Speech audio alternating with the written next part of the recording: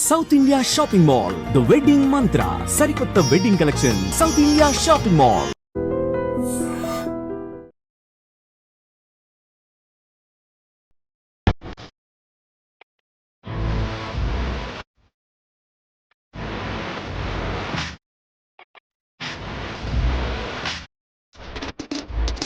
So first నాటి మీనా కుమారి అనగానే Hitler cinema గుర్తొస్తుంది. ఆ ఫీల్ ఎలా అనిపిస్తుంది? అసలు నిజంగా ఒక విధంగా నాకు అదృష్టం అండి. ఎందుకంటే ఫస్ట్ మెగాస్టార్ గారి సినిమా కేవలం అన్నా చెల్లెళ్ళ స్టోరీ. హిట్లర్ అనేసరికి కేవలం అన్నా చెల్లెళ్ళ స్టోరీలో నేను ఒక చెల్లెలు అయినందుకు నేను చాలా అదృష్టవంతురాలన్నమాట. నేను హిట్లర్ ఎలా చేశాను అంటే మామూలుగా మనోరమ గారు పి వాసు గారి డైరెక్షన్లో ప్రభుదేవా నగ్మా చేశారు. అంటే అప్పుడు నన్ను చూశారు వాళ్ళు లవ్ బర్డ్. హిట్లర్ ఒకటే నాకు మెయిన్ టైటిల్ అయిపోయింది అనమాట. భయంకరమైనటువంటి సిచ్యువేషన్స్ బయట ఫేస్ చేసినవి కూడా ఉన్నాయి కదా. అవును, ఎందుకంటే చిరంజీవి గారిని తిడతాను కదా. అమ్మా సరస్వతి, నువ్వైనా మాట అమ్మమ్మా. రావద్దు, నిన్ను చూస్తుంటేనే ఏమోని చూస్తున్నట్టుంది. ఓకే, ఒక్క డైలాగే చాలు సినిమా అంతటికి. సో బయట నువ్వు ఒక ఎముల్లా కనిపిస్తున్నావు అన్న డైలాగ్ ని ఎలా రియాక్ట్ అయ్యారు, అసలు ఎలా తీసుకున్నారు? సూళూరుపేటలో ఒక ఫంక్షన్, ఒక విలేజ్ దగ్గర చాలా మంది అడ్డుకొని ఆపేశారు కారు. ఎందుకు ఆపేశారో అర్థం కాలేదు. తీరా చూస్తే ప్రాబ్లం నేనే. నువ్వు ఎలా అంటావు చిరంజీవి నా మాట అని. ఆ తర్వాత వెంకటేష్ గారికి కూడా చెల్లిగా యాక్ట్ చేయడం అనేది. హిట్లర్ తర్వాత గొప్పగా చెప్పుకునే సినిమా జయం మనదేరా. ఎవరైనా ఆఫర్స్ రాలేదా హీరోయిన్ గా చేస్తే బాగుంటుంది అనేది? హీరోయిన్ ఆఫర్స్ వచ్చింది అదే, బట్ ఏంటంటే మనకి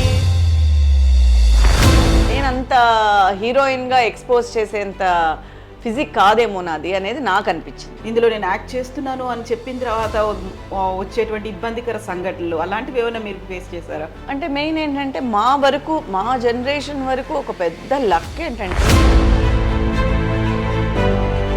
పర్సనల్గా నేనేమి అలాంటి సంఘటనలు ఏం ఫేస్ చేయలేదు.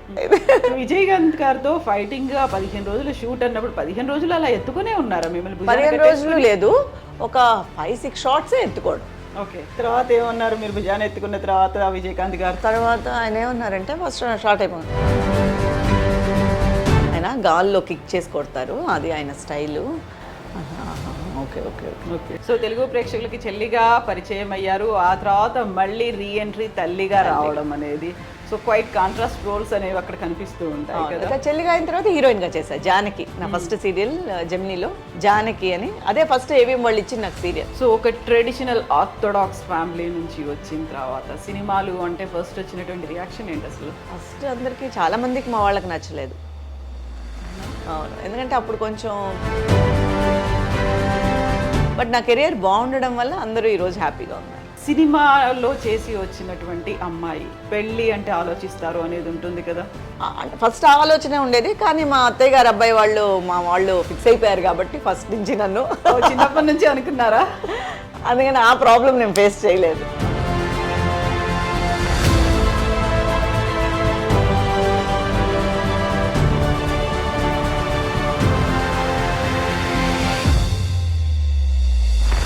నమస్తే, welcome to I dreams celeb chat with Kavitha.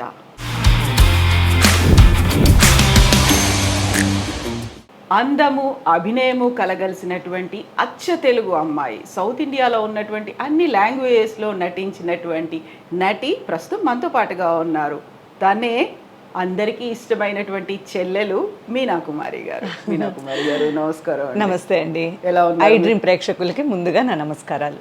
Thank you so much అండి. ఎలా ఉన్నారు మీరు? బాగున్నానండి. సో నటి మీనా కుమారి అనగానే ఒక చెల్లిగానే గుర్తొస్తుంది కదా, ఎలా అనిపిస్తుంది ఆ ఫీల్ అసలు?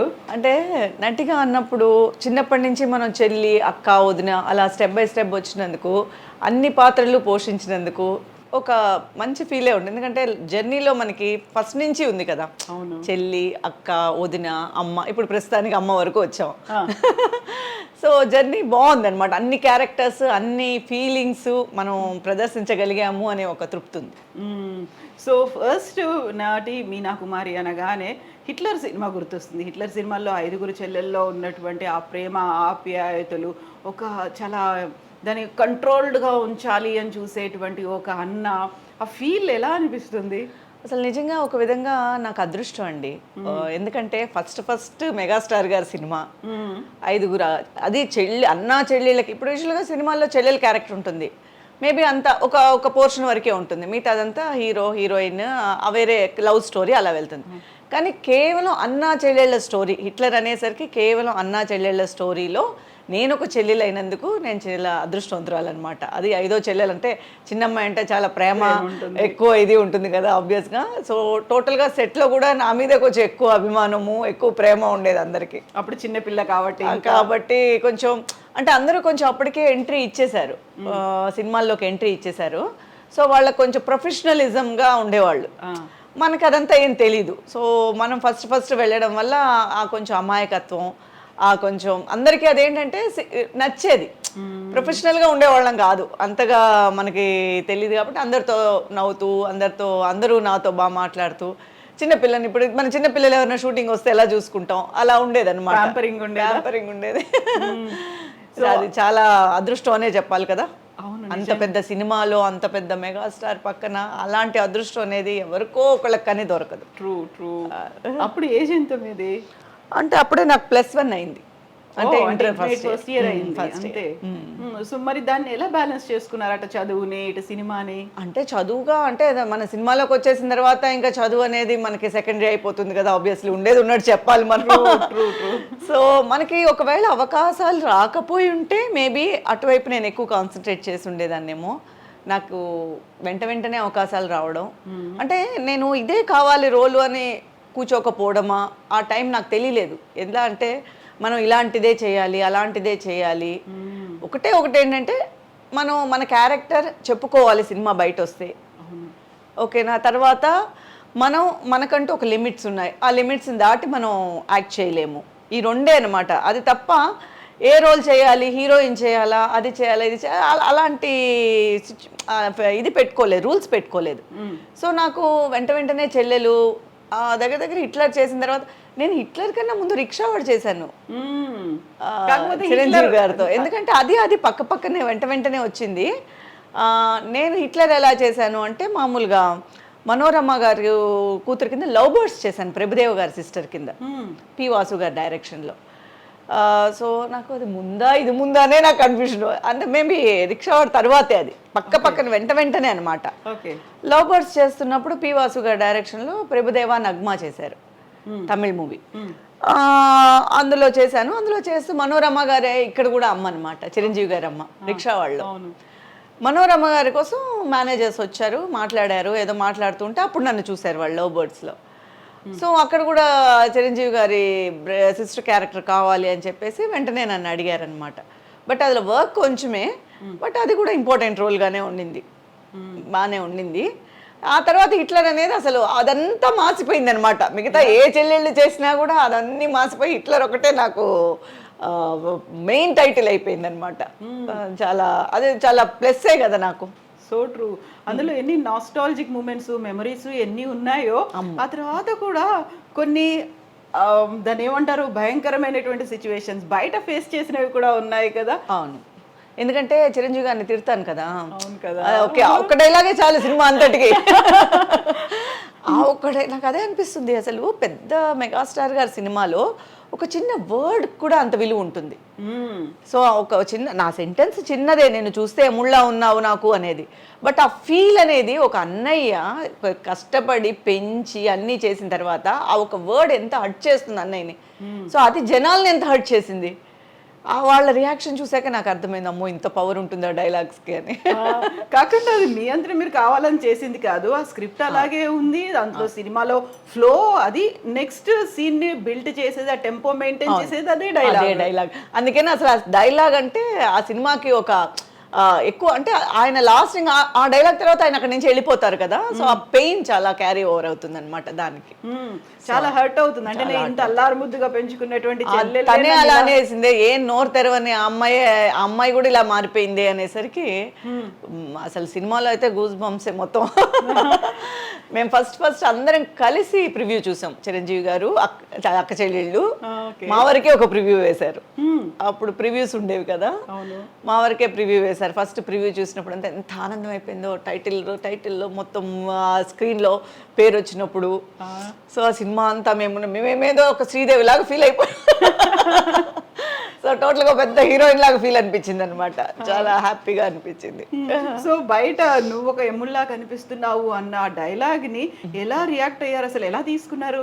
అసలు ఇప్పుడు 50 days ఫంక్షన్స్ కంతా నేను చెన్నైలో ఉంటున్నాను కాబట్టి ఈ చుట్టుపక్కల వాటన్నిటికీ మమ్మల్ని పిలిచేవారు. సిస్టర్స్ అంతా చెన్నైయే, మమ్మల్ని సూళ్ళూరుపేట, నెల్లూరు ఇవన్నీ 50 days ఫంక్షన్స్ అంతా మేము అటెండ్ అయ్యేవాళ్ళం. హైదరాబాద్ అంటే కొంచెం లాంగ్గా ఉండేది, దానికి కూడా కొన్నిటికి వెళ్ళాము.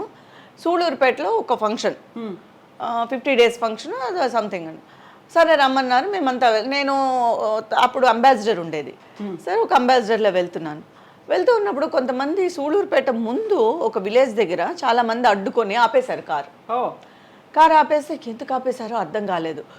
బయట అన్న అరుపులు వినిపిస్తున్నాయి. అప్పుడు అద్దాల పైగా అది ఏంటి అరుసు, ఏదైనా గొడవ అవుతుందేమో, రోడ్లు ఏదైనా ప్రాబ్లం ఏమో, తీరా చూస్తే ప్రాబ్లం నేనే. నువ్వు ఎలా అంటావు చిరంజీవి నా మాట అని. సరే నాకు కూడా అందరూ ఉన్నారు కాబట్టి కొంచెం ఇదిగానే, లేదా మళ్ళీ చూడాలంటే చూసి మళ్ళీ ఎందుకు అన్నావు, ఎలా అంటావు అని. మనకేం తెలుసు, ఇది మనం ఇంత ప్రెషర్ ఉంటుందని మనకెలా తెలుసు అనగానే ఒక విధంగా అది హ్యాపీగానే అనిపించింది. అంటే అంత రియాక్ట్ అయ్యారు, అంత ఇన్వాల్వ్ అయ్యారు ఆ డైలాగ్కి. సో ఈ విధంగా కొంచెం కొంచెం మనము ఫేమస్ అయ్యాము అనిపించింది. సో చిరంజీవి గారి మీద ఉన్న అభిమానం ఎలాంటిదో, వాళ్ళ అభిమానులు ఎంత రియాక్ట్ అవుతారో అప్పుడు అర్థమైంది. ఛాన్సే లేదండి. బయట అసలు మనం అనుకుంటాం కానీ మనం చూసేదంతా ఘోరంతే అనిపిస్తుంది. అంత అభిమానం ఒక్కొక్కళ్ళల్లో ఉందండి. ఈ చిన్న రోల్స్ చేసే మా మీదే ఇంత అభిమానం ఉండేటప్పుడు అంత పెద్ద లెజెండ్ యాక్టర్ మీద వాళ్ళ మీద ఉండే ప్రేమ అసలు అతీతం. వాళ్ళు దేనికైనా రెడీ, ఆ ప్రేమకి వాళ్ళు దేనికైనా ప్రాణాన్ని ఇచ్చేసే దానికి కూడా రెడీ, అలా ఉండేవారు. సో ఈ ఇన్సిడెంట్ చిరంజీవి గారితో షేర్ చేసుకున్నారా మీరు, తెలుసా? అంటే ఆ తర్వాత షేర్ చేసుకునేంత తెలీదు, కానీ గొడవ అయిందని అల్లు అరవింద్ గారికి వాళ్ళందరికీ తెలుసు. ఎందుకంటే అక్కడికి వచ్చారు కదా, ఫంక్షన్కి వచ్చిన అందరికీ తెలుసు. ఇమారని వాళ్ళు నవ్వుకున్నారు. ఇంకేమంటారు, చిన్నపిల్లని ఇలా అనేసరికి నవ్వుకున్నారు అందరూ. అవునా, సరే నువ్వు బాగానే వచ్చావు కదా, నిన్నేం కొట్టలేదు కదా ఎవరు. సో ఆ తర్వాత వెంకటేష్ గారికి కూడా చెల్లిగా యాక్ట్ చేయడం అనేది. అవును, జయం మనదేరా కూడా నా కెరియర్లో హిట్లర్ తర్వాత గొప్పగా చెప్పుకునే సినిమా జయం మనదేరా. అంతకుముందే సురేష్ ప్రొడక్షన్లో నేను కలిసుందనరా ఫస్ట్ ఫిల్మ్ చేశాను. కలిసుందనరాలో ఒక చిన్న రోల్ అయినా కూడా ఆ రోలే సినిమా మొత్తానికి ఒక ఆయువు పట్లాగా. సో టోటల్ బేస్ స్టోరీయే దాని మీదే ఉంటుంది. సో నేను కలిసుందనరా చేశాను. ఆ తర్వాత సురేష్ ప్రొడక్షన్లో రెగ్యులర్గా నేను ఒక 5 సినిమాల వరకు చేశాను. నాకు నేను, నీకు నువ్వు, కలిసుందనరా, జయం మనదేరా. సో తర్వాత ఇంకో 2 సినిమాలు ఏదో కూడా చేశాను. సో కంటిన్యూస్గా పిలుస్తూనే ఉన్నారు. జయం మనదేరాలో మాత్రం నాకు మంచి రోల్ వచ్చింది. మంచి అంటే టోటల్గా ఒక ఫ్లాష్ బ్యాక్కే ఒక రీజన్ అనమాట ఆ సినిమా, కీలకమైన పాత్ర అని. అది కూడా నాకు కెరియర్లో మంచి పేరు తెచ్చిపెట్టింది జయం మనదేరా కూడా. అది కూడా మర్చిపోలేను. భానుప్రియ గారు, వెంకటేష్ గారు, తర్వాత విలన్స్ అంతా నా గ్రూపే కదా, వాళ్ళందరూ, శివపార్వతి గారు అత్తగారు. సో అందరూ చిన్నప్పుడే మంచి యాక్టర్స్తో, పెద్దవాళ్లతో చేసిన దానివల్ల చాలా మంచి అనుభవము ప్లస్ మెమరీస్. ట్రూ. ఈరోజు వాళ్ళకి చాలా తక్కువ అది యాక్చువల్గా, అంత పెద్దవాళ్ళు. ఎందుకంటే ఇప్పుడు ఇంత పాన్ ఇండియాలో అయిపోయి చిన్న రోల్ కూడా పెద్దవాళ్ళు చేస్తున్నారు.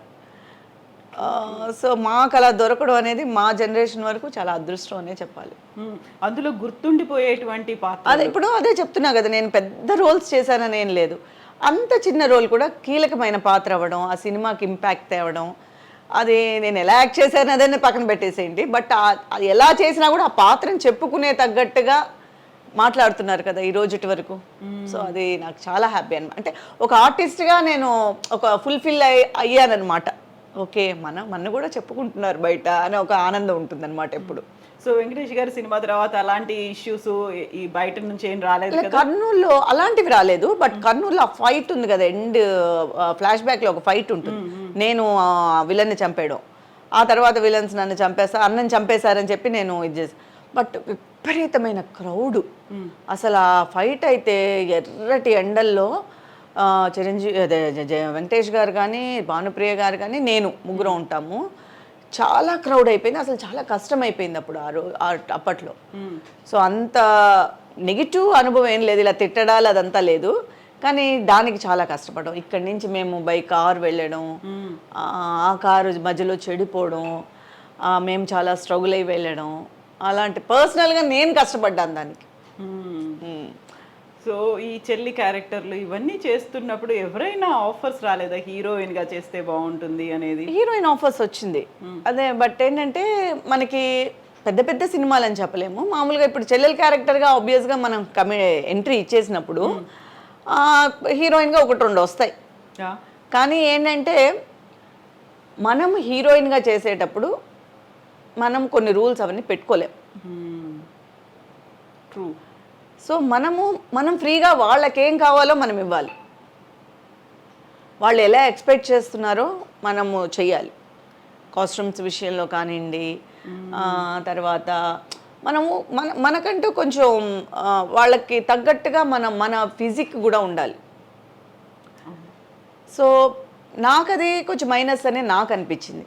నా వరకు నేనంత హీరోయిన్గా ఎక్స్పోజ్ చేసేంత ఫిజిక్ కాదేమో నాది అనేది నాకు అనిపించింది. ఎట్ ద సేమ్ టైం అలా చేస్తే షార్ట్ పీరియడే ఉంటుంది, హీరోయిన్గా చేస్తే మళ్ళీ హీరోయినే చేయాలి. మనం ఇంకొక రోల్కి మనకు యాక్సెప్ట్ కాదు మన మైండ్. సో మేబీ అది షార్ట్ పీరియడే అయిపోవచ్చు, ఏదో 1 చేయొచ్చు 2 చేయొచ్చు. లాంగ్గా పెద్ద హీరోయిన్ అయిపోతాము అనేది మనం చెప్పలేం. ఇద్దరు మనం టోటల్గా భారతీరాజా గారి ఫిలిమ్స్ మాకన్నా ముందు జనరేషన్ చూడండి, అలాంటి వాళ్ళకి అప్పుడు అది కలిసి వచ్చింది. లాంగ్ లైఫ్ అనేది కూడా ఉంది. అప్పుడు మనిషి ఫిజిక్ అది కాదు, నటన, ఆ క్యారెక్టర్కి వాళ్ళు సూట్ అయ్యారా, కలర్ ఉందా లేదా, అదంతా ఏం లేదు. ఇప్పుడు మనం భారతరాజా గారు కానీ వీళ్ళందరివి చూసామంటే వాళ్ళకి అక్కడ కలరో లేకపోతే ఇంకోటో కాదు, ఆ క్యారెక్టర్కి యాప్ట్గా ఉన్నారా లేదా అనేదే వాళ్ళు ఇంపార్టెంట్గా చూసేవారు. అలాంటి టైం అంటే కూడా అనుకోవచ్చు. కానీ మేము వచ్చేసరికి ఆల్మోస్ట్ గ్లామర్ రోల్స్ ఎక్కువైపోయింది. సో గ్లామర్ రోల్స్ ఎక్కువైపోయినప్పుడు సినిమాలో నిలదొక్కుకోవాలంటే ఖండితంగా గ్లామర్ రోల్స్ చెయ్యాలి, లేదా ఆమని గారి లాగా ఓన్లీ మనకి కుటుంబ కథాపాత్రలే రావాలి, అది మనకి తెలీదు. సో మనం మినిమల్గా అయిపోతాం. ఎట్ ద సేమ్ టైం టోటల్గానే ఫస్ట్ ఆఫ్ ఆల్గా నాకు కంఫర్ట్గా ఉండేది కాదు కాస్ట్యూమ్స్. మనకి ఇంట్లో కొంచెం కండిషన్స్ ఉంది, అట్ ద సేమ్ టైం నాకు కంఫర్ట్గా ఉండేది కాదు. నేను ఒక ఫిలిం చేశాను, మలయాళం ఫిలిం, హీరోయిన్గా చేశాను, ఫ్రాక్స్ వేసుకున్నాను, అన్నీ చేశాను. వాళ్ళు మాటికి ఏం చెప్పేవారంటే మిగతా హీరోయిన్స్తో కంపేర్ చేసేవారు. మీరు ఇలా వేసుకుంటేనే మీరు అలా అవ్వగలుగుతారు, మీరు ఇలా రిస్ట్రిక్టెడ్గా ఉంటే మీరు పైకి రాలేరు అని చాలా చెప్పారు. నేను పైకి రావడమో లేకపోతే నేను కోట్లు సంపాదించుకోవడమో ఇది కాదు. నా ఎయిమ్ వచ్చి నాకు ఒక మెమరబుల్గా నా క్యారెక్టర్ గురించి చెప్పుకోవాలి. అట్ ద సేమ్ టైం నేను సూట్ అయితే, నేను హీరోయిన్గా సూట్ అయితే, నా క్యారెక్టర్కి నా బాడీకి సూట్ అయితే నేను చేస్తాను, అంతేగాని అంటే చాలామంది నన్ను బ్రెయిన్ వాష్ చేశారు. ఓకే. ఈవెన్ ప్రొడ్యూసర్తో సహా వాళ్ళు అలా చేశారు, వీళ్ళు ఇలా చేశారు, అందరు హీరోయిన్స్ పేరుని ఇలాగి వీళ్ళు ఇలా చేశారు, వాళ్ళు అలా చేశారు, మీరు ఇలా చేస్తేనే మీరు డెఫినెట్గా మీకు ఫ్యూచర్ బాగుంటుంది, యు ఆర్ క్యాపబుల్, నువ్వు హీరోయిన్ మెటీరియల్, అలా ఇలా చెప్పేసి చాలా చెప్పేవారు. అన్నిటికీ వినేదాన్ని. అప్పుడప్పుడు సరే అప్పుడే కానీ అనుకుంటాను, కానీ మళ్ళీ ఏదైనా కొంచెం తేడా వచ్చినా కూడా కాస్ట్యూమ్లో డిస్కంఫర్ట్గా ఉండేది. ఏంటా ఇది సరే మనకు వర్కౌట్ అవ్వదులే ఇది. మరి ఆ సినిమా కంప్లీట్ చేస్తా అది అయిపోయింది. అది అంతలో ఇప్పుడు అదొకే, అదొక టైప్ ఆఫ్ లవ్ సబ్జెక్ట్ కాబట్టి చిన్నదిగా అది అయిపోయింది. బట్ ఆ తర్వాత వచ్చిన క్యారెక్టర్స్కి వాళ్ళు 2 పీస్ వేస్తారా, స్విమ్ సూట్ వేస్తారా, ఇలా అడిగేవారు. ఇది మనకు వర్కౌట్ అవ్వదు అని చెప్పి హీరోయిన్ని మనం అసలు ఫస్ట్ ఆఫ్ ఆల్ మీకు first A type of costumes వేయాలి అంటే అక్కడే వెళ్ళిపోయేది, రిజెక్ట్ అయిపోయాయి. అక్కడే ఓకే బాయ్ అని చెప్పేసేవాళ్ళు, లేదులేండి ఐఎమ్ నాట్ ఇంట్రెస్టెడ్ అని చెప్పేసేవాళ్ళు. స్టోరీలు ఇవన్నీ వినకపోయేవాళ్ళు అసలు. ఫస్ట్ కాస్ట్యూమ్స్ స్టోరీ ఏంటంటే మనం విలేజ్ రోలు లేకపోతే హోమ్లీ అంటే మనం సూట్ అవుతాం. సైకలాజికల్గా అది మైండ్లో పడిపోయింది, ఏది మనం ఇలాంటి వాటికే సూట్ అవుతాము. సింపతి రోల్స్ లేకపోతే విలేజ్ టైపు లేకపోతే ఒక కుటుంబ కథాపాత్రలు అయితేనే మన ఫేస్కి సూట్ అవుతుంది, మనకి బాగుంటుంది అని చెప్పి మైండ్లో పడిపోయింది. సో అందుకని ఫస్ట్ క్యారెక్టర్ స్టోరీ అడగంగానే 2 హీరోయిన్స్ అండి, ఒకటి గ్లామర్ రోల్, అది సరే వస్తానండి థ్యాంక్ యూ సో మచ్ అని చెప్పి వచ్చినాయి. కానీ అడిగారు, మొత్తానికి ఆఫర్ అయితే వచ్చింది, అన్నీ చేయలేదు.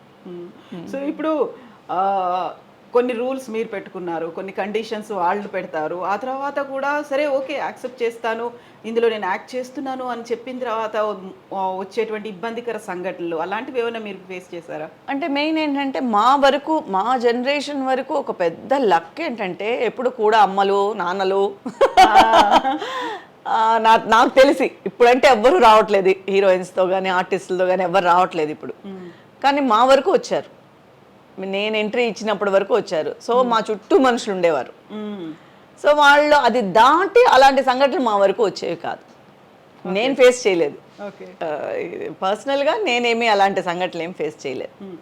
సో ఈ ఇండస్ట్రీకి అంటే ఇప్పుడు సీరియల్స్కి రాకముందు సినిమా ఇండస్ట్రీలో ఉన్నప్పుడు అసలు ఎందుకు వచ్చానో వదిలేసి వెళ్ళిపోతే బాగుండేది కదా, అలాంటి ఇన్సిడెంట్స్ అలా ఎప్పుడు అనిపించేది అంటే పగలు రాత్రి వర్క్ చేస్తాం కదా, నిద్ర లేకుండా ఓ పక్క నిద్ర వచ్చేస్తూ ఉంటుంది, ఓ పక్క రాత్రి షూట్లు జరుగుతూ ఉంటుంది, అబ్బా అనిపిస్తుంది.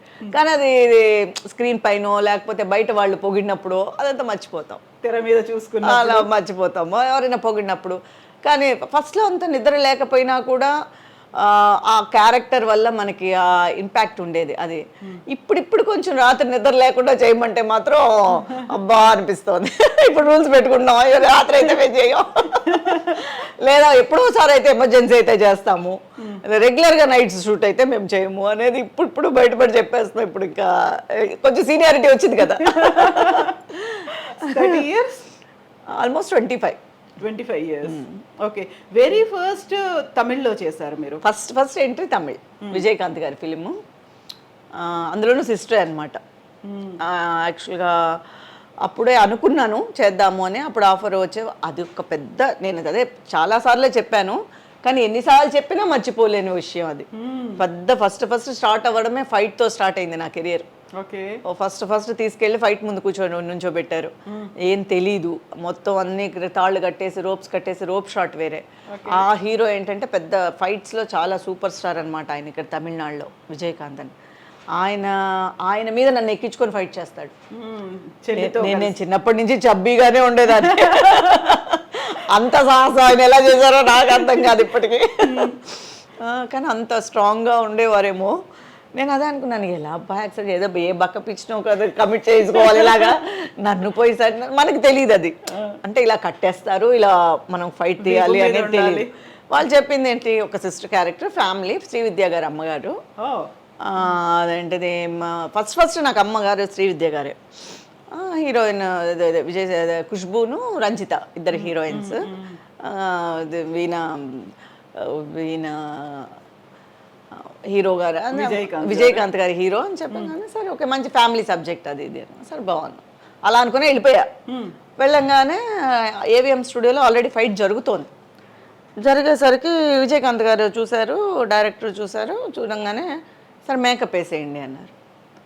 మేకప్ టెస్ట్ ఏమోలే అనుకున్నా, సరే మేకప్ టెస్ట్ ఏమోలే మామూలుగా ఓ చూడీదార్ ఇచ్చారు, అది వేసుకొని షార్ట్కి రమ్మన్నారు. అసలు ఏమీ తెలియలేదు, అర్థం కాలే, ఫైట్ ఉందని తెలియలేదు. కానీ చెప్పడం నేను అన్నా మళ్ళీ ఇప్పుడు ఫైట్ కదా జరుగుతుంది, నాకు ఇంట్లో కదా సీన్స్ ఉండాలి కదా, నేను ఇంట్లో కదా ఉంటాను, ఇప్పుడు ఫైట్గా జరుగుతుంది, ఇప్పుడు నా చూస్తారమ్మా, లేదు మాది చూస్తారు. మళ్ళీ అన్నీ వెళ్ళి గెటప్ అంతా వేసి మొత్తం అన్నీ పెట్టిన తర్వాత జుట్టు కూడా అసలు పాపం లేదు, విగ్గు పెట్టి మామూలుగా జుట్టు ఉండేది నాది, మళ్ళీ ఏదో విగ్గు పెట్టి ఏదేదో చేశారు, మొత్తానికి మొత్తం మేకప్ వేసేసారు నాకు. ఇది మొత్తం ఒక 2-3 hours నా చుట్టూ ఒక 50 మంది ఉన్నారు. ఆర్నమెంట్స్ పెట్టేసి అంటే అప్పుడు ఆర్నమెంట్స్ లేదు, ఫైటే కదా, సింపుల్ డ్రెస్సే అనమాట, సింపుల్ చూడీదార్ వేసాను. తీసుకెళ్ళగానే సరే షార్ట్ చేద్దామా చూద్దామా అన్న. ఫస్ట్ తీయగానే ఒక పేజ్ డైలాగు, తమిళ్ రాదు, ఫస్టే ఒక పేజ్ డైలాగు ఫైటర్స్తో, ఏం అర్థం కాలే. నేను మా కజిన్తో చెప్పా వెళ్ళిపోదాము, నాకు ఎందుకు భయం కావట్లేదు, నాకేందో ఏం అర్థం కావట్లేదు, లాంగ్వేజ్ ఏం అర్థం కావట్లేదు ఫస్ట్ అంటే. లేదు నువ్వు అవసరపడకు, ఈరోజే ఏం తీసేయర్లే, ఊరికే నీకు టెస్ట్ చేస్తున్నారు అంతే, చూద్దాము వెలిసి అర్జెంట్, నువ్వు టెన్షన్ పడకలే. సరే ఆ రోజు ఇంకా డైలాగ్ తీయకుండా చెప్పించి తర్వాత ఫైట్ తీశారు. ఫైట్ తీసినప్పుడు మళ్ళీ డైరెక్టర్ గారికి కొంచెం తెలుగు తెలుసు, అరవింద్ రాజ్ గారని, ఆయన కూర్చోపెట్టి బాగుంటుందమ్మా నువ్వేమి భయపడద్దు, ఇలాగా ఫైట్ అంటే ఆయన మీద ఎక్కాలి, ఆయన పడిపోతారండి అన్న. ఆయన పడిపోకుండా మేము చూసుకుంటాం. ఆయన ఎత్తుకుంటే నన్ను పడిపోతారండి అని. ఎంత ఇన్నోసెంట్గా ఉండేదన్నమాట మైండ్. అంటే లేదండి, లేదమ్మా పడిపోకుండా మేము చూసుకుంటాంలే అని చెప్పి మొత్తానికి ఆయన కాలు ఆయన నా కాలు కట్టేసి, అంటే ఆయన రోప్ షాట్ లో గోడ మీద ఇలా స్టెప్స్ వేసి గాల్లోకి ఎగురుతారు, ఓకే స్పైడర్ మ్యాన్ లాగా అలా ఎగిరి ఈ విలన్ని కొడతారనమాట. సో ఇదంతా పైన మేము ఉండాలి కదా, నేను ఉండాలి కదా, భుజం మీద వేసుకుంటారు, ఉప్పు మూట్లాగా వేసుకొని ఫైట్ చేస్తారనమాట. ఓకే ఒక 15-20 రోజులు జరిగింది ఆ ఫైట్. ఆ ఫైట్ 15 days జరిగింది. సరే ఇక ఫైట్ అబ్బా అనుకునేలోపు కట్ చేస్తే సాంగ్ ఊటీలో. సో ఊటీలో సాంగ్ కదా, ఫ్యామిలీ సాంగ్ అనమాట. సో అది ఎంజాయ్ చేసి వచ్చాము. అప్పుడు శ్రీవిద్య గారు చాలా ఎలా ఉండాలి ఏంటి, ఇండస్ట్రీకి కొత్త, ఎంత జాగ్రత్తగా ఉండాలి, ఎలా మేకప్ చేసుకోవాలి, ఎలాగా ఇది చేయాలి అని చెప్పి చాలా చెప్పించేవారు. చాలా ఫస్ట్లో కొంచెం మాట్లాడేవారు కాదు. నా ఇన్నోసెన్స్ చూసి తర్వాత సరే లేదేదో టింగర్లా ఉంది సరే పోనీలే పాప చిన్నపిల్లగా ఉంది అని చెప్పి తర్వాత దగ్గర తీసుకొని అన్నీ చెప్పేవారు. తర్వాత ట్రాక్ మధ్యలో నడవడం ఎలాగా, ట్రాక్లో నడుస్తూ డైలాగ్ చెప్పడం ఎలాగా ఫస్ట్లో వచ్చేది కాదు. కోఆర్డినేషన్ చూసుకోవాలి కదా, అది చాలా. ఆ తర్వాత సరే నేను అమ్మ నడుచుకుంటూ వస్తామన్నమాట ట్రాక్లో. ఆవిడ ముందు మాట్లాడుకుంటూ వెళ్తారు, నేను వెనకాల ఫాలో చేయాలి. నేను ఏదోటి ఆవిడ చెప్పిన దానికి కౌంటర్ ఇస్తూ వెళ్ళాలి. సరే చూశారు, నేను మాట కింద చూసేస్తున్నాను, పడిపోతానేమో భయం. సో ఇది వర్కౌట్ కాదని మళ్ళీ ఏం చేశారు, 2 ట్రాక్లు వేసి ఆ 2 ట్రాక్ల మధ్యలోనే మమ్మల్ని నడిపించారు. సో మన కోసం అంత చేశారు అంటే ఆ షాట్ ఎంత ఇంపార్టెంటు, ఆ షాట్ అలాగే తీయాలని ఆ డైరెక్టర్ ఎంత పట్టుపట్టారు, ఆ వర్క్ మీద ఉండేది. అంటే ఏదో ఒక ఎలాగైనా తీయాలి, అలాగే తీయాలి షాట్, ఈ అమ్మాయి చేత చేయించాలి. అని తర్వాత కొంచెం అలవాటైంది. విజయకాంత్ గారితో ఫైటింగ్ 15 రోజులు షూట్ అన్నప్పుడు 15 రోజులు అలా ఎత్తుకునే ఉన్నారా మిమ్మల్ని? 15 రోజులు లేదు. ఫస్ట్ లో ఏంటంటే నన్ను ఒక బాక్స్ లో దాచేస్తారు. బాక్స్ తీసినప్పుడు ఫస్ట్ మీరుంటారు, తర్వాత అందులో ఉంటే ఆయన కాపాడి ఒక 5-6 షాట్సే ఎత్తుకోవడం. ఓకే, మిగతా అంతా ఓ పక్క నుంచో పెట్టే ఫైట్ చేస్తారు కదా. కొన్ని ఫస్ట్లో మాత్రమే అది తీసినప్పుడు ఎవరో విలన్ అనుకొని తీస్తారు, నేను లేస్తాను, ఈ లోపల ఎవరో వస్తుంటే అప్పుడు గబక్కను మీద వేసుకొని ఫైట్ చేస్తారు. ఆ తర్వాత కింద నుంచో పెట్టి మళ్ళీ బ్యాలెన్స్ ఫైట్ అంతా జరిగింది. ఒక 5-6 షాట్స్ అనమాట. ఓకే, తర్వాత ఏమన్నారు మీరు భుజాన్ని ఎత్తుకున్న తర్వాత విజయకాంత్ గారితో కానీ? తర్వాత ఆయన ఏమన్నారంటే ఫస్ట్ షార్ట్ అయిపోయింది, నేను ఎవరో తెలుసా అన్నారు. నేనే ఫస్ట్ టైం చూడడం. తెలీదు అంటే ప్రాబ్లం, అంటే పెద్ద హీరో అని తెలుసు, తెలీదు అని చెప్పలేను, కానీ ఫస్ట్ టైమే చూడడం. తెలుసు సార్, అలా కాదు అన్నట్టు. మళ్ళీ ఎవరు అడుగుతారేమో అని భయం క్వశ్చన్స్. తెలుసు సార్, నా ఫైట్స్ తెలుసా, నేను ఫైట్ చూశాను. ఈ లోపల ఆయన షార్ట్కి పిలిచారమ్మ. అప్పుడు ఫైటర్స్ అంతా తెలుగు వాళ్ళు కొంచెం చాలా మంది ఉన్నారు, పొన్నాంబలం గారు వీళ్ళంతా కూడా అప్పుడు ఉండేవారు ఫైట్ ఇదిగా. సార్ ఫైట్ ఏంటి స్పెషల్ అంటున్నారు, ఎలాగా? ఆయన గాల్లో కిక్ చేసి కొడతారు, అది ఆయన స్టైలు. ఓకే అలా కొంచెం నేను ఈ లోపల తెలుసుకుంటున్నాను అనమాట ఆయన గురించి. మెల్లిగా ట్యూన్ అయ్యి ఆయన సినిమాలు చూడడం. అప్పుడు ఇవి కూడా లేదు కదా, టోటల్గా మనకి మొబైల్స్ లేవు, మొబైల్స్ రాలేదు ఇంకా అప్పటికి. మొబైల్స్ లేదు. సరే ఇంటికి వెళ్ళి మనం ఏదైనా థియేటర్కి వెళ్ళే చూడాలి, సినిమా చూడాలంటే అప్పుడు వెంటనే ఆయన సినిమా అంటే ఎక్కడి నుంచి వస్తుంది. సో ఆయన సినిమా ఏదైనా రిలీజ్ అయితే గబగబా పరిగెత్తి వెళ్ళి ఆ సినిమా చూడడం, ఆయన ఎలా చేశారు ఏంటి అనేది అప్పుడు ఒక్కొక్కళ్ళ గురించి తెలుసుకోవాలన్నమాట. సో సినిమా మీద అవగాహన అనేది ఆ తర్వాతే మొదలైంది. బేసిక్గా అంతకు ముందు వరకు ఏదో చిన్న ప్రేక్షకురాల్లాగా సినిమా చూడడమే కానీ దాని మీద పెద్ద అవగాహన లేదు. ఆ తర్వాత కొంచెం ఇంట్రెస్ట్ రావడం, తెలుసుకోవడం, పూర్తిగా తెలుసుకునే లోపే మనం ఏదో ఒక విధంగా బిజీ అయిపోవడం. నిజంగా చెప్పాలంటే ఇంకా ఫుల్ ఫ్లెడ్జ్డ్గా కూడా నాకు ఇంకా అవగాహన రాలేదనే చెప్పాలి.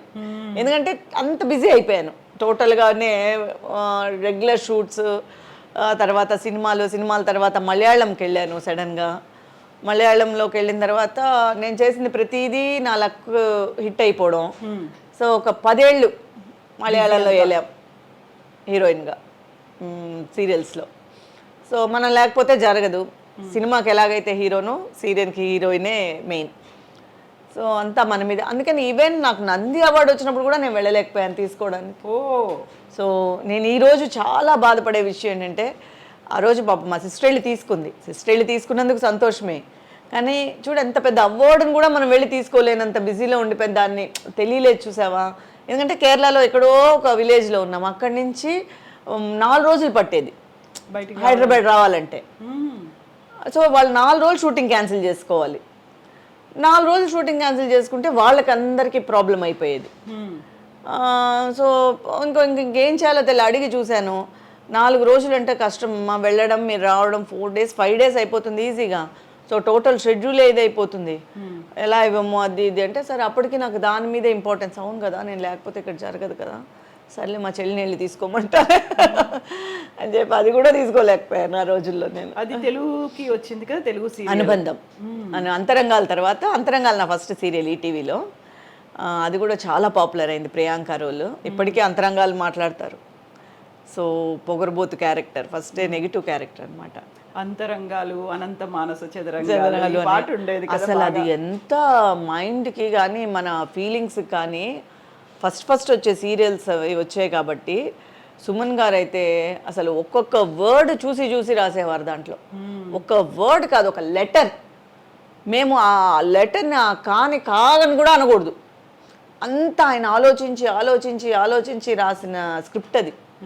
ఈవెన్ శరత్ బాబు గారు కానీ ఏ ఆర్టిస్ట్ మార్చడానికి లేదు, ఆయన ఎలా రాశారో మేము అలాగే చెప్పాలి. ఎందుకంటే ఆయన అంత పక్కాగా ఉండేవారు ఆ స్క్రిప్ట్ మీద. నేను ఎంతో ఆలోచించి ఒక్కొక్క కథాపాత్రని నేను క్రియేట్ చేసి దానికని డైలాగ్స్ రాస్తున్నాను.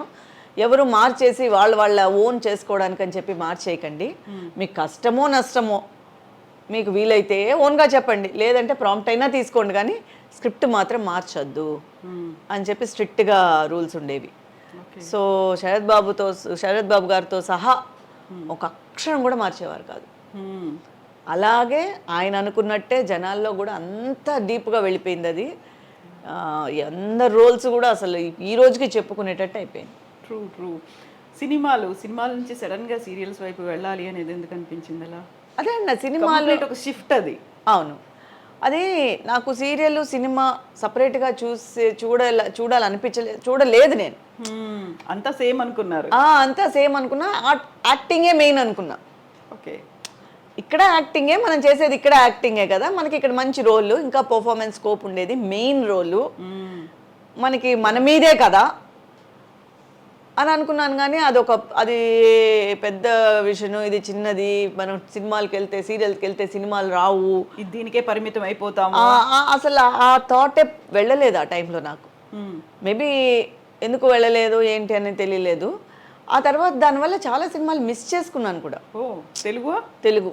సో టోటల్గా నేను మలయాళానికి వెళ్ళిపోయిన దానికి అసలు ఎన్ని సినిమాలు అడిగేవారో, అన్ని సిస్టర్ రోల్స్, అత్త రోల్స్. తర్వాత కొంచెం డెవలప్ అయిన తర్వాత చాలా ఇప్పుడు దిల్ రాజు గారి సినిమాలన్నీ ఫ్యామిలీ ఓరియంటెడ్గా వచ్చేవి కదా. సో టోటల్గా చాలా క్యారెక్టర్స్ ఇంపార్టెంట్గా ఉండేవి, చాలా ఇవి వచ్చేవి. అన్ని సినిమాలు అడిగేవారు, కానీ ఏది దేనికి చేయలేకపోయేదాన్ని.